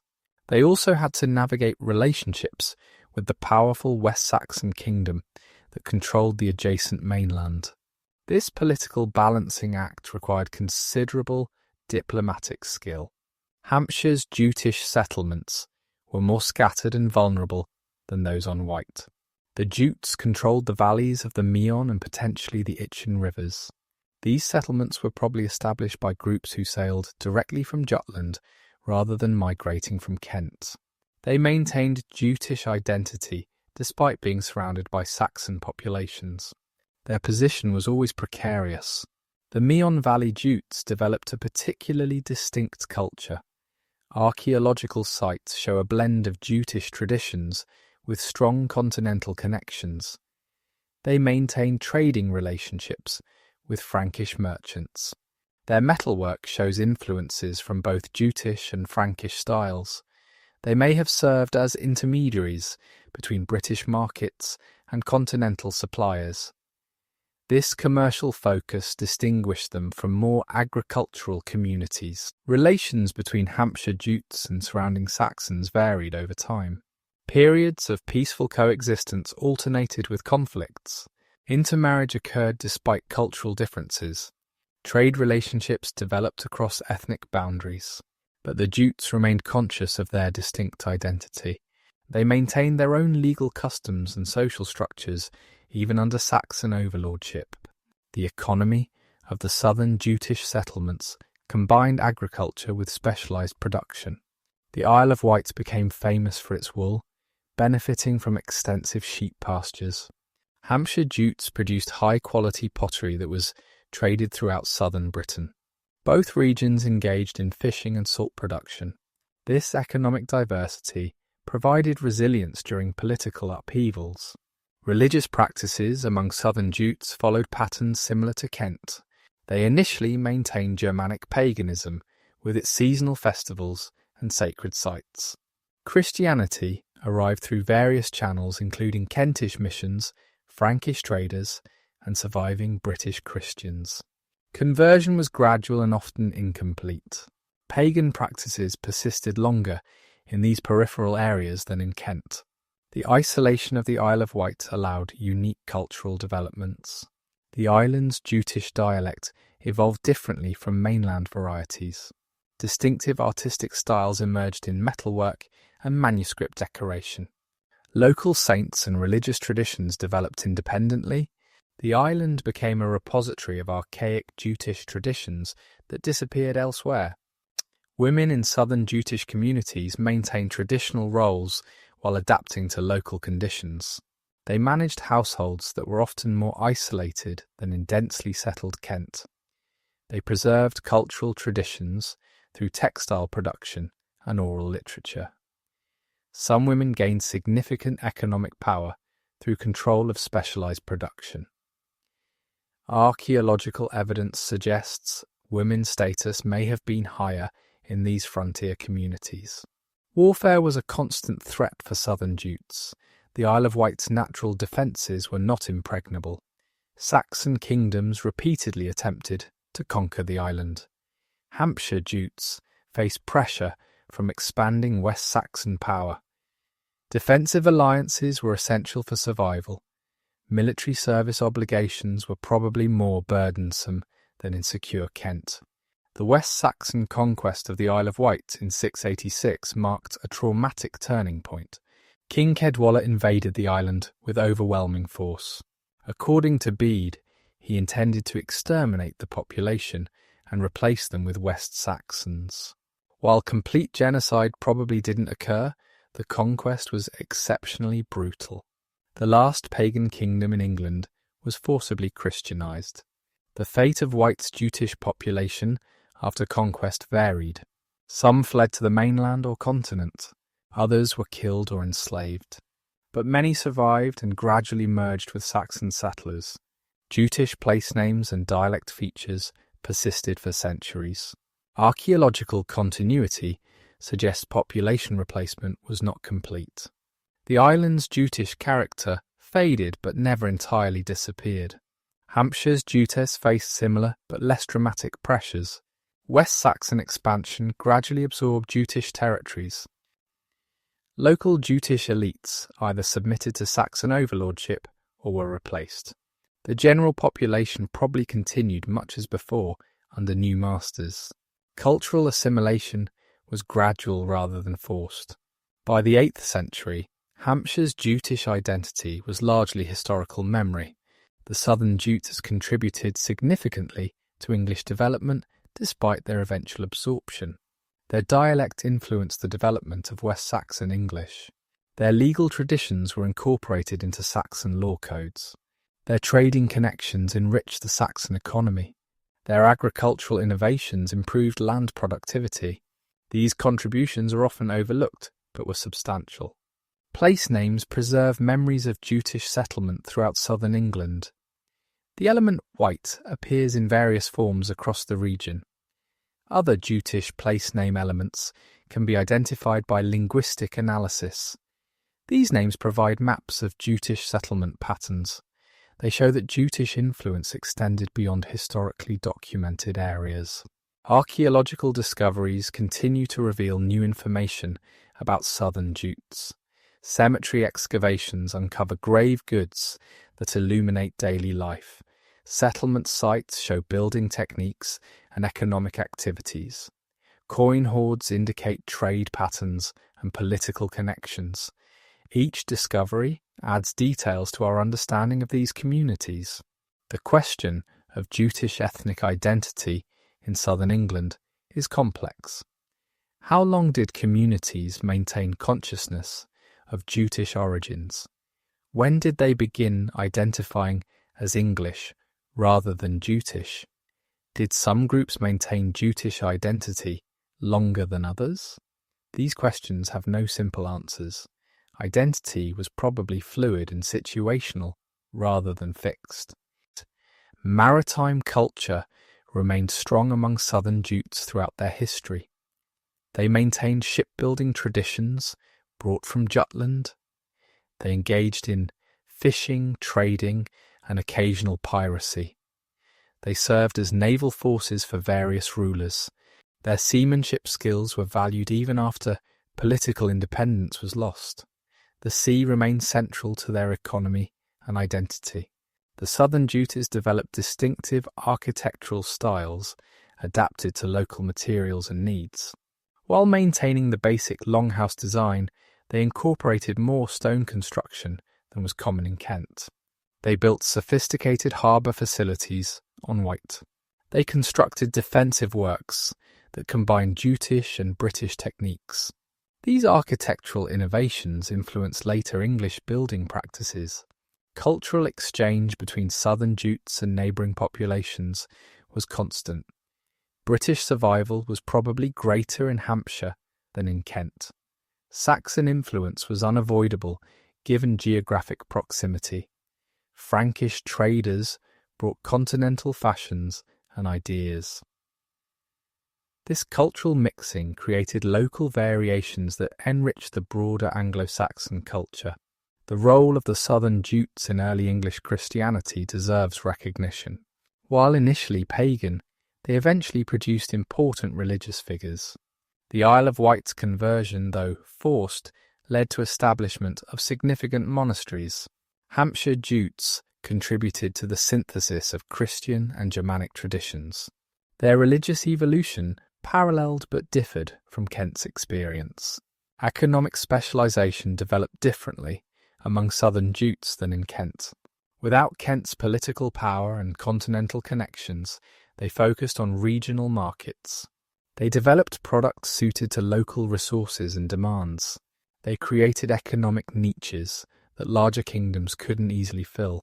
This specialisation allowed them to maintain prosperity despite political weakness. The military traditions of southern Jutes evolved in response to their vulnerable position. They probably relied more on fortifications and naval power than on large armies. They developed guerrilla tactics suited to their smaller numbers. They became valuable allies or mercenaries for larger kingdoms. Their military expertise outlasted their political independence. Social structures among southern Jutes showed both conservatism and innovation. They maintained traditional Jutish hierarchies and customs longer than Kent, but they also developed new institutions suited to frontier conditions. They created flexible systems that could accommodate British subjects and Saxon neighbours. These adaptive social structures helped them survive in challenging circumstances. Part 8. Language, Laws and Legacy. The Jutish tongue that crossed the North Sea would help birth the English language. Though the Jutes were fewer in number than Angles or Saxons, their linguistic influence was disproportionately significant. They settled in regions that would become politically and culturally central to English development. Their dialect contributed unique features that distinguished English from other Germanic languages. The story of Jutish language is inseparable from the story of English itself. In Jutland, the Jutes had spoken a North Germanic dialect related to the ancestors of Danish and Swedish, but centuries of contact with West Germanic peoples had already influenced their speech before migration. Their language was thus positioned between linguistic groups, incorporating features from both. This linguistic flexibility would prove advantageous in Britain's polyglot environment. The Jutish dialect that developed in Kent showed distinctive features from the earliest written records. Kentish Old English preserved sounds that changed in other dialects. It maintained grammatical constructions that simplified elsewhere. It incorporated vocabulary from Jutish that didn't appear in Anglian or Saxon texts. These differences were subtle but significant to trained ears. Written Kentish appears in legal documents, charters, and glosses from the 7th century onward. These texts reveal a dialect that was conservative in some ways, innovative in others. The famous Kentish hymn and Psalm 50 show linguistic features found nowhere else in Old English. Scribes trained in Canterbury developed spelling conventions that reflected Kentish pronunciation. These written records preserve echoes of spoken Jutish that would otherwise be lost. The influence of Jutish on place names extends throughout southeastern England. Elements like ing, meaning people of, appear frequently in Kent. The suffix ge, meaning district, is distinctly Jutish. River names and settlement names preserve Jutish words that disappeared from common speech. These toponyms are linguistic fossils, preserving ancient Jutish vocabulary in the landscape itself. Contact between Jutish and British Celtic languages created unique linguistic innovations. The Jutes encountered British populations that had been partially Romanised. They heard Latin spoken in churches and markets. They learned British Celtic terms for local plants, animals, and geographical features. This multilingual environment forced rapid linguistic adaptation and borrowing. The Kentish dialect influenced the development of the London dialect, which would eventually become Standard English. London sat on the border between Kentish and Saxon territories. Merchants and travellers carried Kentish speech patterns into the city.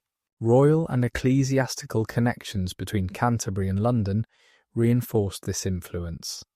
Many features of modern English can be traced back through London to Kentish origins.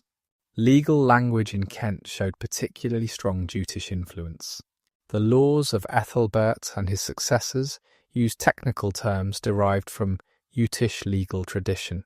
Words for different types of compensation, social classes, and legal procedures were distinctly Kentish. This legal vocabulary spread to other kingdoms as they adopted written law codes. English legal language thus has deep Jutish roots. The Jutes contributed to English a pragmatic attitude toward language change. They readily adopted useful words regardless of origin. They simplified complex grammatical structures when communication demanded it. They created new compounds to express new concepts. This linguistic flexibility became characteristic of English and enabled its later global spread. Pronunciation patterns in Kentish areas retained Jutish features for centuries.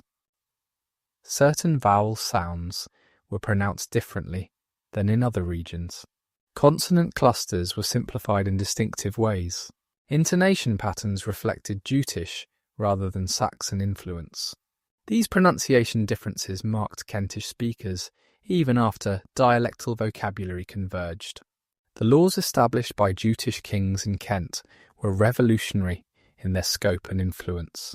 These were the first laws written in any Germanic language, predating other European vernacular legal codes by centuries. They represented a fusion of Jutish customary law with the needs of governing a complex multi-ethnic kingdom. Their influence extended far beyond Kent's borders. Ethelbert's law code, issued around 602, contain 90 provisions covering everything from theft to marriage. The laws were written in Old English rather than Latin, making them accessible to the Jutish nobility. They established fixed compensations for various injuries, reducing the likelihood of blood feuds. They protected church property and personnel, reflecting Kent's recent conversion to Christianity. The concept of the king's peace was central to Kentish law. Crimes committed in the king's presence or on royal property carried higher penalties. This principle extended protection to those under royal authority. It created zones of safety around royal estates and along royal roads. The king's peace would become fundamental to English common law. Kentish laws recognised multiple social classes with different legal statuses. Nobles, called earls, received the highest compensations for injuries. Free peasants, called ceorls, had lesser but still significant legal protections. Slaves, called theows, were property but not without all rights. Foreign merchants received special protections to encourage trade. This complex social hierarchy was precisely codified. Women's legal status in Kentish law was complex but often favourable compared to later periods. Women could own property independently of male relatives.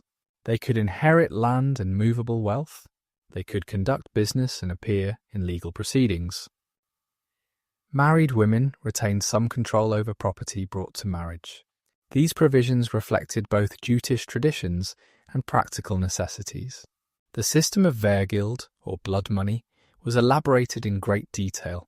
Every person had a monetary value based on social status. Killing required payment of the full vergild to the victim's family. Lesser injuries required proportional payments. Even insults had fixed compensations. This system channeled violence into legal procedures. It prevented cycles of revenge that could destroy communities. Property law in Kent showed sophisticated understanding of different types of ownership. Land could be held in various ways, from absolute ownership to temporary grants. Inheritance rules distinguished between bookland, folkland, and loanland. Boundaries were carefully described and witnessed. Property disputes were resolved through formal procedures involving oath helpers and evidence. Criminal law in Kent emphasised compensation over punishment. Thieves paid multiple values of stolen goods, rather than facing physical punishment. Assault resulted in payments for injuries and lost work time. Even serious crimes could be resolved through compensation. Only the most heinous offences resulted in outlawry or execution. This system focused on restoring social balance rather than retribution. The influence of Kentish law spread throughout Anglo-Saxon England. Other kingdoms borrowed Kentish legal concepts and terminology. The laws of Wessex and Mercia show clear Kentish influence. When Alfred the Great compiled his comprehensive law code, he drew heavily on Kentish precedents. English common law thus has Jutish foundations. Church law developed alongside secular law in Kent. Ecclesiastical courts handled matters of marriage, morality, and religious discipline. Church property received special protections. Clergy were exempt from certain secular obligations. This parallel legal system created jurisdictional complexities that would persist for centuries. The relationship between religious and secular law was first worked out in Jutish Kent. The procedure of Kentish courts influenced English legal practice. Cases were heard in public assemblies where free men could participate. Evidence included witness testimony, oaths, and sometimes ordeals. Decisions were reached through community consensus rather than arbitrary judgment. These democratic elements would become characteristic of English justice.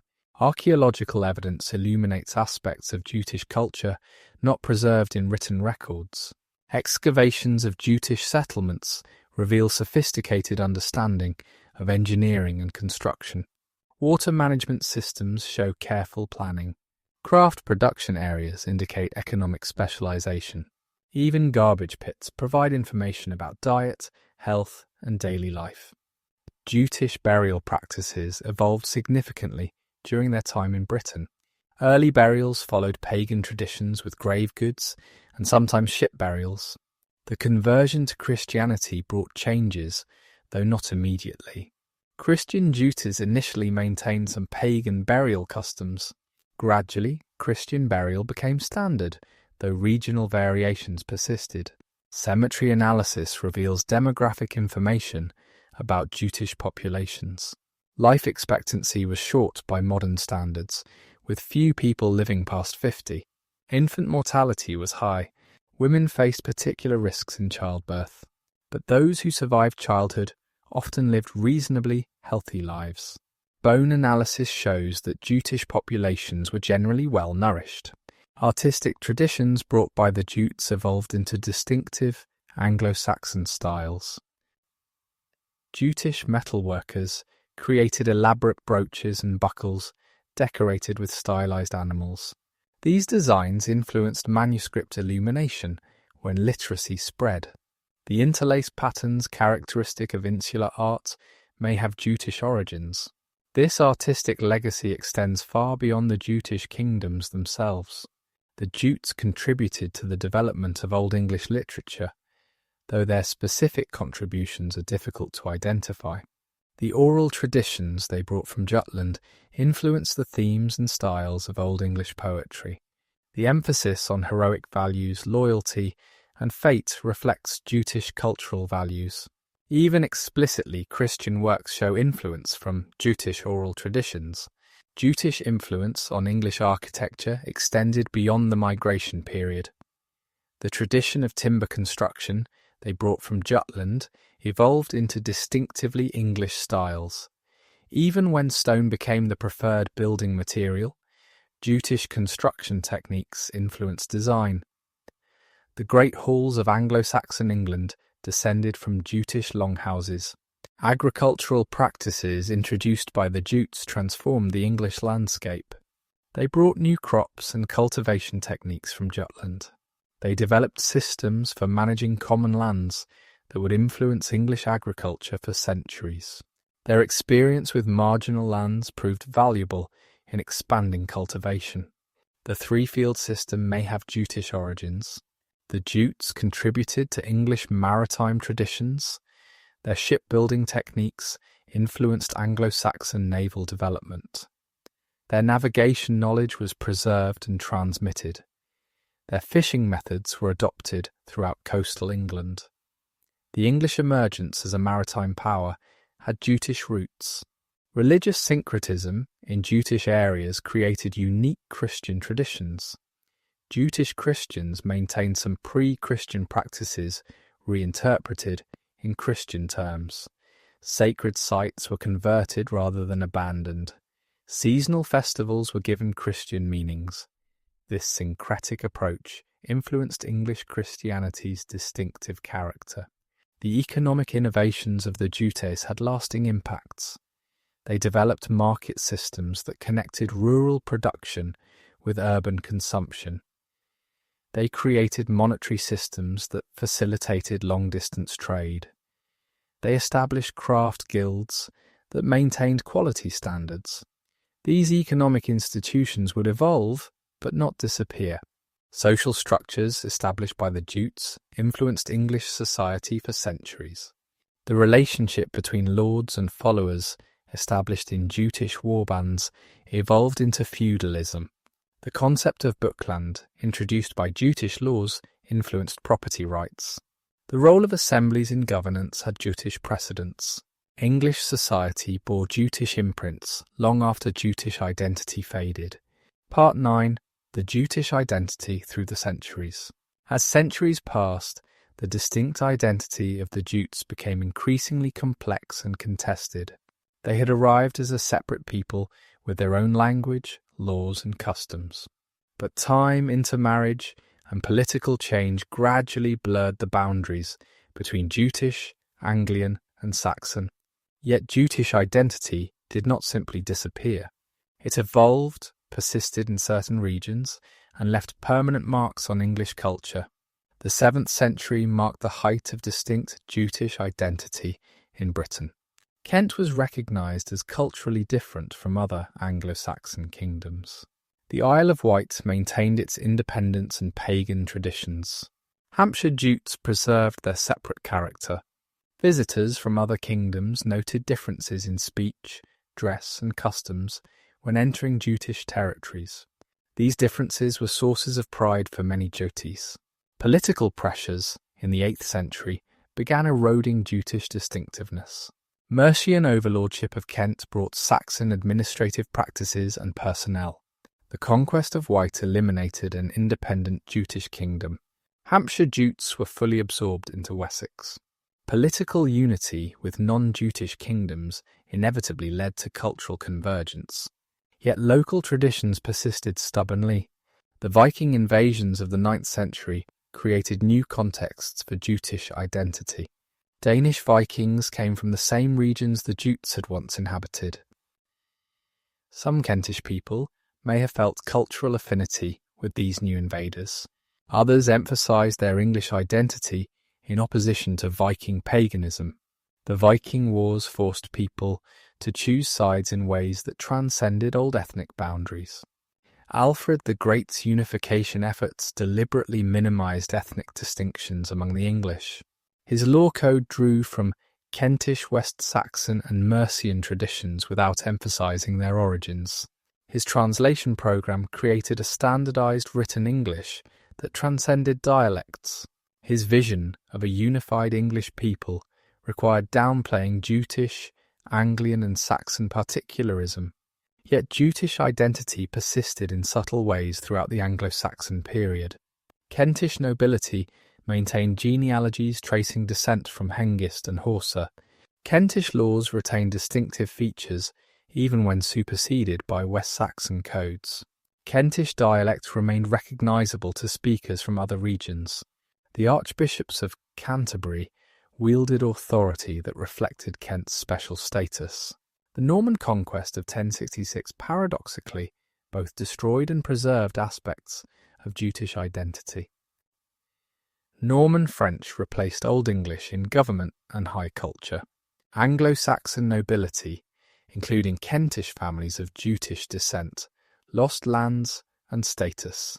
Yet Norman administrative documents sometimes noted distinctive Kentish customs with Jutish origins. The Normans recognised Kent as different, even if they didn't understand why. Medieval chroniclers showed varying awareness of Jutish origins. Some, following Bede, carefully distinguished Jutes from Angles and Saxons. Others used the terms interchangeably or ignored Jutish identity entirely. Popular memory preserved stories of Hengist and Horsa without necessarily understanding their ethnic significance. Jutish identity became more legendary than historical. The development of Middle English showed continuing Jutish linguistic influence. Kentish Middle English retained features traceable to Jutish origins. The London dialect that became Standard English incorporated Kentish elements. Specific words and constructions in modern English have Jutish roots, though speakers are unaware of their origins. Place names remain the most visible markers of Jutish settlement. Hundreds of English place names preserved Jutish words and naming patterns. These names survived linguistic changes that eliminated Jutish vocabulary from common speech. They serve as permanent monuments to Jutish presence, readable only by trained linguists. Legal traditions with Jutish origins persisted in Kent long after Jutish identity faded. The custom of gavelkind, dividing inheritance equally among sons, was distinctively Kentish. Special privileges claimed by Kentish men included exemption from certain tolls and taxes. These liberties of Kent were defended vigorously, even when their Jutish origins were forgotten. Archaeological investigations have revealed continuities in material culture that suggest persistent Jutish influence. Pottery styles in Kent show distinctive features for centuries. Building techniques in traditionally Jutish areas retained unique characteristics. Even field systems showed patterns traceable to Jutish agricultural practices. Material culture preserved what memory forgot. The Protestant Reformation created new interest in Anglo-Saxon origins, including Jutish identity. Protestant scholars seeking alternatives to Catholic tradition studied Old English texts. They discovered the distinctive nature of early Kentish Christianity. Some argued that Jutish Christianity preserved pure traditions corrupted elsewhere. This religious archaeology gave Jutish identity new relevance. Early modern antiquarians began the systematic study of Jutish history and culture. They collected manuscripts, analysed place names, and excavated burial sites. Their work was often romantic and speculative, but they preserved information that would otherwise have been lost.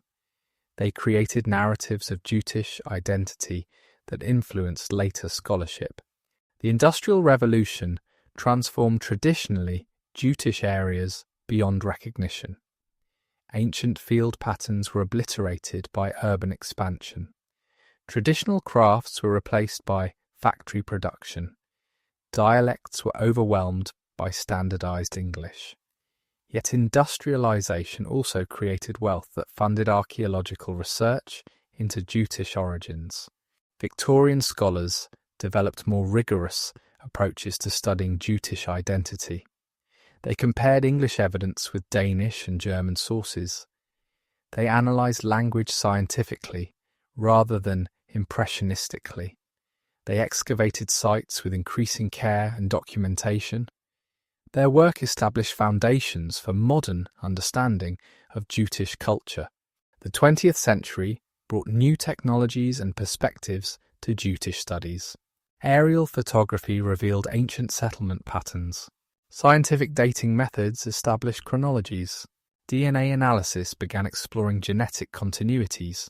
Computer analysis of texts revealed linguistic patterns invisible to earlier scholars. Each advance added complexity to understanding Jutish identity. Modern Kent shows little obvious connection to its Jutish origins. The county is dominated by London commuters and Channel transport. Its dialect has largely disappeared. Its distinctive customs are mostly forgotten.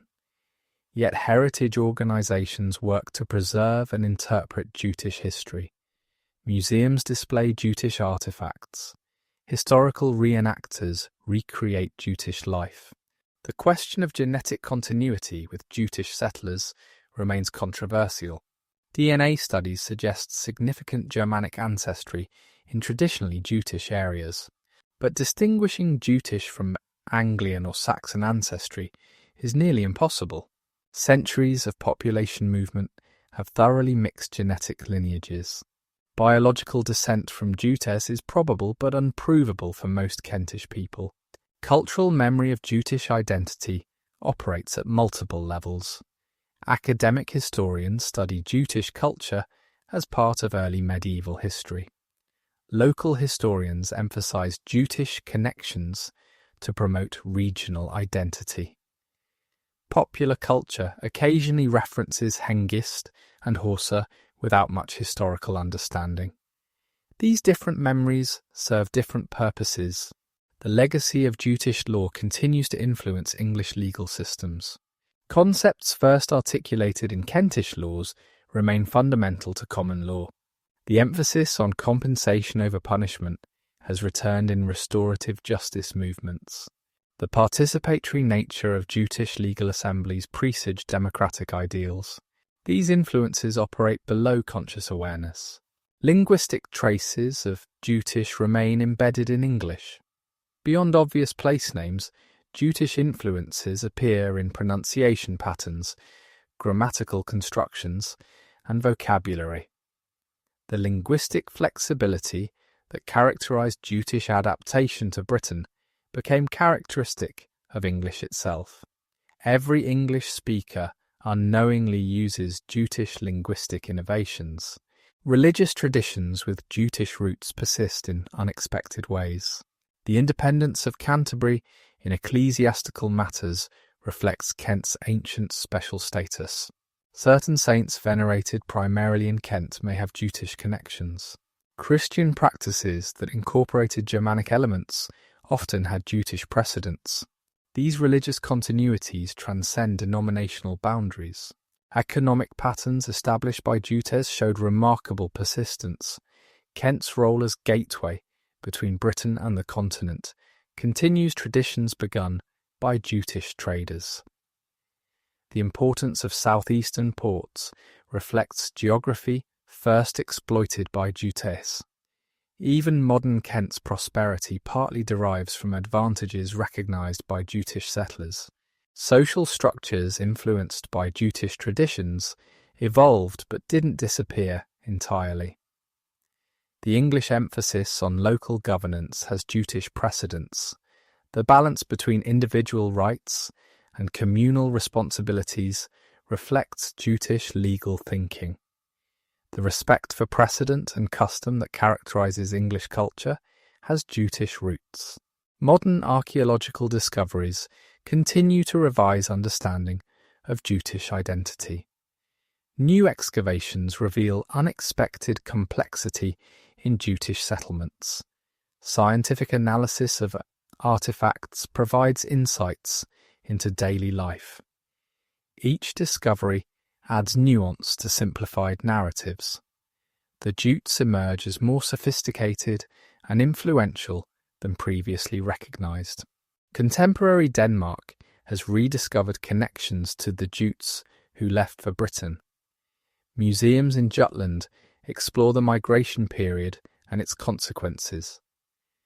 Twin town relationships connect modern Jutland with Kent. Cultural exchanges celebrate shared heritage. The Jutish story has become part of Danish national narrative. Academic debates about Jutish identity remain vigorous. Some scholars emphasize ethnic distinctiveness. Others stress cultural fluidity. Some see sharp boundaries between groups. Others emphasize gradual transitions. These debates reflect contemporary concerns about identity as much as historical evidence. Part 10. Decline and Transformation. The story of the Jutes does not end with a dramatic finale, but with a gradual transformation, so complete that their very existence was eventually questioned. The distinct people who had crossed the North Sea, established kingdoms, and shaped early English culture slowly merged into the broader English identity. Yet this disappearance was not a failure, but a transformation. The Jutes became English, and in becoming English they helped create a new people whose influence would eventually span the globe. The 8th century marked the beginning of the end for independent Jutish identity.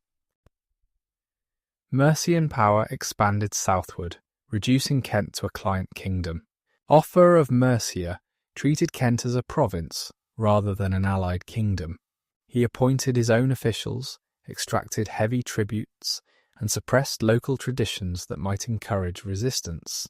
The proud kingdom of Ethelbert became merely another Mercian possession. Kentish resistance to Mercian domination was sporadic and ultimately unsuccessful. Rebellions in 776 and 785 were brutally suppressed. Kentish nobles who resisted were killed or exiled. Their lands were given to Mercian supporters or the church. Each failed rebellion weakened the traditional Jutish aristocracy and strengthened external control. The social structures that had maintained Jutish identity were systematically dismantled. The absorption of the Isle of Wight into Wessex was even more complete. After Cedwaller's conquest in 686, the island was systematically colonised by West Saxons. The Jutish population was killed, expelled or assimilated. Within a generation, the island's Jutish character had largely disappeared. What had been the last pagan Jutish kingdom became a Christian West Saxon territory. Hampshire's Jutish communities faced gradual absorption rather than violent conquest. West Saxon expansion slowly surrounded and isolated Jutish settlements. Economic pressure and political incentives encouraged assimilation. Intermarriage blurred ethnic boundaries. By the late 8th century, Hampshire Jutes were indistinguishable from their Saxon neighbours except in scattered place names. The Viking invasions of the 9th century accelerated the disappearance of Jutish distinctiveness. When Danish armies threatened all Anglo-Saxon kingdoms, old ethnic divisions seemed less important. Jutes, Angles and Saxons united against common enemies. The wars created an English identity that transcended tribal origins. Survival required unity, and unity required forgetting old distinctions. The Danish conquest of large parts of England created ironic situations for areas of Jutish heritage. The Danes came from the same regions the Jutes had once inhabited. They spoke a language related to what the Jutes had spoken before migrating. Yet the descendants of Jutes now saw themselves as English defending against foreign invaders. Historical memory had shifted completely. Alfred the Great's reconquest and reorganisation of England deliberately minimised regional differences. His educational programme promoted standard Old English over regional dialects. His law code synthesised different traditions without emphasising their origins. His vision of a unified English people required suppressing memories of separate ethnic identities. The Jutes became English in Alfred's England. The 10th century unification of England under the House of Wessex completed the political absorption of Jutish territories. Kent became a shire rather than a kingdom. Its ealdormen were appointed by West Saxon kings. Its laws were superseded by national legislation. Its church, while retaining prestige, lost independence. Political distinctiveness disappeared entirely. Yet cultural traces of Jutish identity persisted in subtle ways. Kentish dialect remained recognisable throughout the Anglo-Saxon period. Certain legal customs, particularly regarding inheritance, retained Jutish features. Place names preserved Jutish vocabulary. Archaeological sites showed continued distinctiveness in material culture. These traces were increasingly faint, but never entirely erased. The Norman conquest of 1066 delivered what seemed like a final blow to any remaining Jutish identity. The new Norman elite had no interest in distinctions between different types of English. To Norman eyes, all English were equally conquered subjects. The elaborate genealogies tracing descent from Hengist became historically curious rather than politically significant. Yet paradoxically, Norman administrative efficiency preserved records of Jutish distinctiveness. The Domesday Book noted peculiar customs in Kent that derived from Jutish law. Norman lawyers documented Kentish claims to special privileges based on ancient tradition. These records preserved information about Jutish heritage, even as that heritage lost practical significance. The development of Middle English showed both continuity and change in Jutish linguistic influence. Kentish Middle English retained distinctive features traceable to Jutish origins, but the dominant London dialect increasingly influenced all regional varieties. By the 14th century, Kentish dialect was quaint rather than prestigious. Jutish linguistic features survived but were marginalised. Medieval chroniclers treated Jutish history as distant legend rather than relevant past. The stories of Hengist and Horsa became folklore rather than history. The distinction between Jutes, Angles and Saxons was noted but considered unimportant. Medieval England looked to Norman and Plantagenet kings, rather than Anglo-Saxon founders, for political legitimacy. The Renaissance brought renewed interest in Anglo-Saxon origins, but limited understanding of Jutish distinctiveness. Humanist scholars studied Old English texts, but often misunderstood ethnic distinctions. They romanticised Anglo-Saxon democracy without recognising its tribal variations. The Jutes were subsumed into a generalised Anglo-Saxon past. The English Reformation created new uses for Anglo-Saxon history that obscured Jutish distinctiveness. Protestant reformers sought precedents for independence from Rome in the early English Church. They emphasised the Christianity of Anglo-Saxon England without much attention to ethnic variations. The Jutish contribution to early English Christianity was forgotten in sectarian disputes. Early modern antiquarians began recovering knowledge of Jutish distinctiveness, but often misinterpreted evidence. They correctly identified Kentish peculiarities, but sometimes invented elaborate theories about Jutish culture. Their romantic nationalism created myths that obscured historical realities. The Jutes became noble savages in imagination rather than historical people. The agricultural revolution transformed landscapes that had preserved Jutish patterns for centuries. Ancient field systems were enclosed and reorganized. Traditional agricultural practices were replaced by scientific farming. Villages that had existed since Jutish times were depopulated or transformed. Physical connections to Jutish heritage disappeared. The Industrial Revolution accelerated the erasure of Jutish traces. Railway construction destroyed archaeological sites. Urban expansion covered ancient settlements. Standardized education eliminated dialect differences. Mass media promoted uniform culture. By the late 19th century, Jutish identity seemed completely extinct. Victorian scholars began scientific study of Jutish history and culture. They excavated cemeteries with careful methodology. They analysed place names systematically. They compared English evidence with continental sources. Their work established foundations for modern understanding, but was limited by contemporary prejudices and technologies. The 20th century brought new approaches to understanding Jutish identity and its disappearance. Social historians examined economic and demographic factors. Archaeologists employed scientific dating and analysis. Linguists used computers to analyze textual evidence. Each advance revealed greater complexity in the story of Jutish transformation. Modern genetic studies have attempted to trace Jutish ancestry in British populations. Results suggest significant Germanic ancestry in traditionally Jutish areas. But distinguishing Jutish from other Germanic ancestry remains impossible. Centuries of population movement have thoroughly mixed genetic lineages. The biological legacy of Jutes is real but indefinable. Contemporary Kent maintains few connections to its Jutish origins. The county is economically integrated with London. Its population is highly mobile and diverse. Its traditional industries have largely disappeared. Yet heritage tourism promotes Jutish history.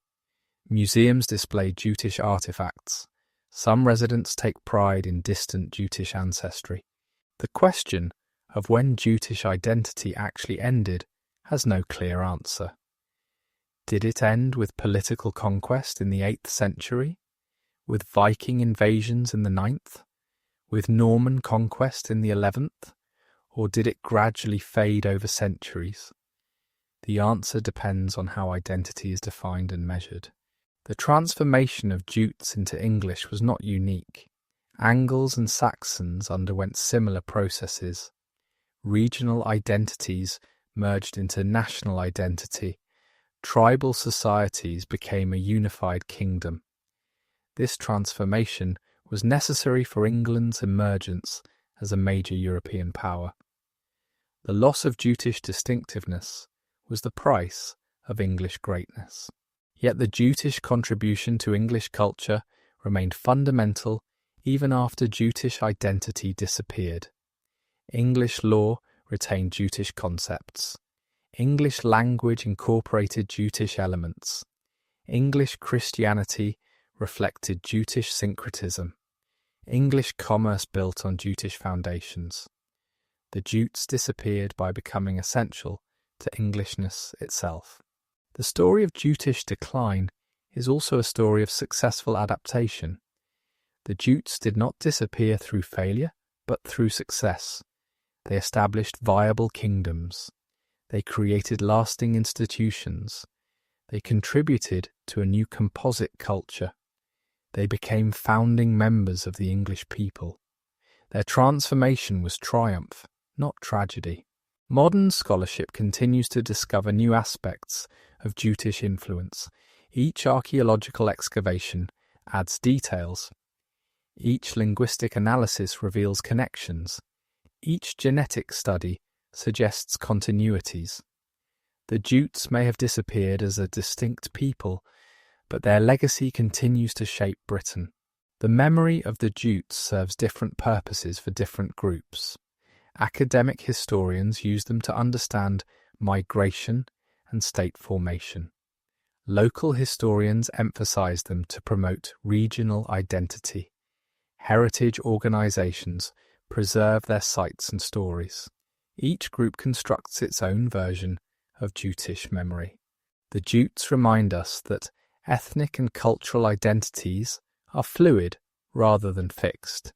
Peoples can transform, merge, and re-emerge in new forms. Cultural traditions can persist even when their creators are forgotten. Languages can preserve ancient influences in modern speech. The Jutes live on in every English speaker, even those who have never heard their name. Conclusion. The story of the Jutes is one of remarkable transformation and enduring influence. From their wind-swept homeland in Jutland to the fertile fields of Kent, from pagan warriors to Christian kings, from distinct people to integrated English, their journey shaped the course of British and world history. Though their name is now known mainly to historians, their legacy touches anyone who speaks English, follows common law traditions, or lives in the lands they once settled. The Jutes were pioneers in the truest sense. They risked everything on dangerous sea crossings to unknown lands. They established settlements in hostile territory. They created institutions that would outlast them by centuries. They adapted to new conditions while maintaining core values. Their courage and resourcefulness established patterns that would characterize English expansion for generations. Their contribution to English language cannot be overstated. Though fewer in number than Angles or Saxons, the Jutes settled in regions that would become politically and culturally central. Their dialect influenced the London speech that became standard English. Their linguistic flexibility modelled the adaptability that would make English a global language. Every English speaker unknowingly uses words and constructions with Jutish roots. The legal innovations of Jutish Kent fundamentally shaped English law. The first written laws in any Germanic language were Jutish. The emphasis on compensation over punishment, the protection of property rights, the participation of free men in legal proceedings, all these had Jutish origins. The common law tradition that now influences legal systems worldwide has Jutish foundations. The Jutes demonstrated that successful societies must balance tradition with innovation. They maintained their warrior culture while becoming farmers and traders. They preserved their language while learning others. They honoured their gods while eventually accepting Christianity. They kept their laws while adapting to new circumstances. This balance between continuity and change became characteristic of English culture. Their story also reminds us of the complexity of ethnic and cultural identity. The Jutes maintained distinctiveness for centuries, then gradually merged into Englishness. They influenced the culture that absorbed them. They disappeared by becoming essential. This paradox of identity, maintaining and losing, influencing and being influenced, remains relevant in our modern multicultural world. The transformation of Jutish society from tribal to territorial, from pagan to Christian, from oral to literate, provides insights into fundamental historical processes. These transformations were not inevitable or easy. They required adaptation, negotiation, and sometimes violence. The Jutish experience illuminates how societies change while maintaining continuity. The Jutes remind us that history is made by ordinary people facing extraordinary challenges. Most Jutes were not kings or warriors, but farmers, craftsmen, and traders. They raised families, built communities, and created culture. Their daily decisions and struggles, multiplied across generations, created historical change. Great events emerged from countless small actions. Their migration story resonates in an age of global movement. The Jutes were economic migrants, political refugees, and adventurous pioneers. They faced dangers we can barely imagine. They left everything familiar for uncertain futures. They built new lives in strange lands. Their experience speaks to universal human experiences of migration and adaptation. The archaeological legacy of the Jutes continues to yield discoveries. Every excavation adds details to our understanding. Every artifact tells a story. Every scientific analysis reveals connections. The Jutes speak to us through objects they made and used. Their material culture preserves information that written records never captured. The Jutes demonstrated the importance of maritime connections in shaping civilization. They were seafarers who understood that water connects rather than divides. Their ships carried not just warriors, but ideas, technologies, and traditions. They established patterns of cross-channel connection that remain vital today. Brexit or no Brexit, the channels they sailed still link Britain to Europe. Their religious transformation from paganism to Christianity illustrates the complexity of conversion. The Jutes did not simply abandon old beliefs for new. They synthesized, adapted, and reinterpreted. They created forms of Christianity that incorporated Germanic traditions. This religious creativity influenced the distinctive character of English Christianity. The Jutes show us that conquest and colonization are complex processes. They came as invaders but also as settlers.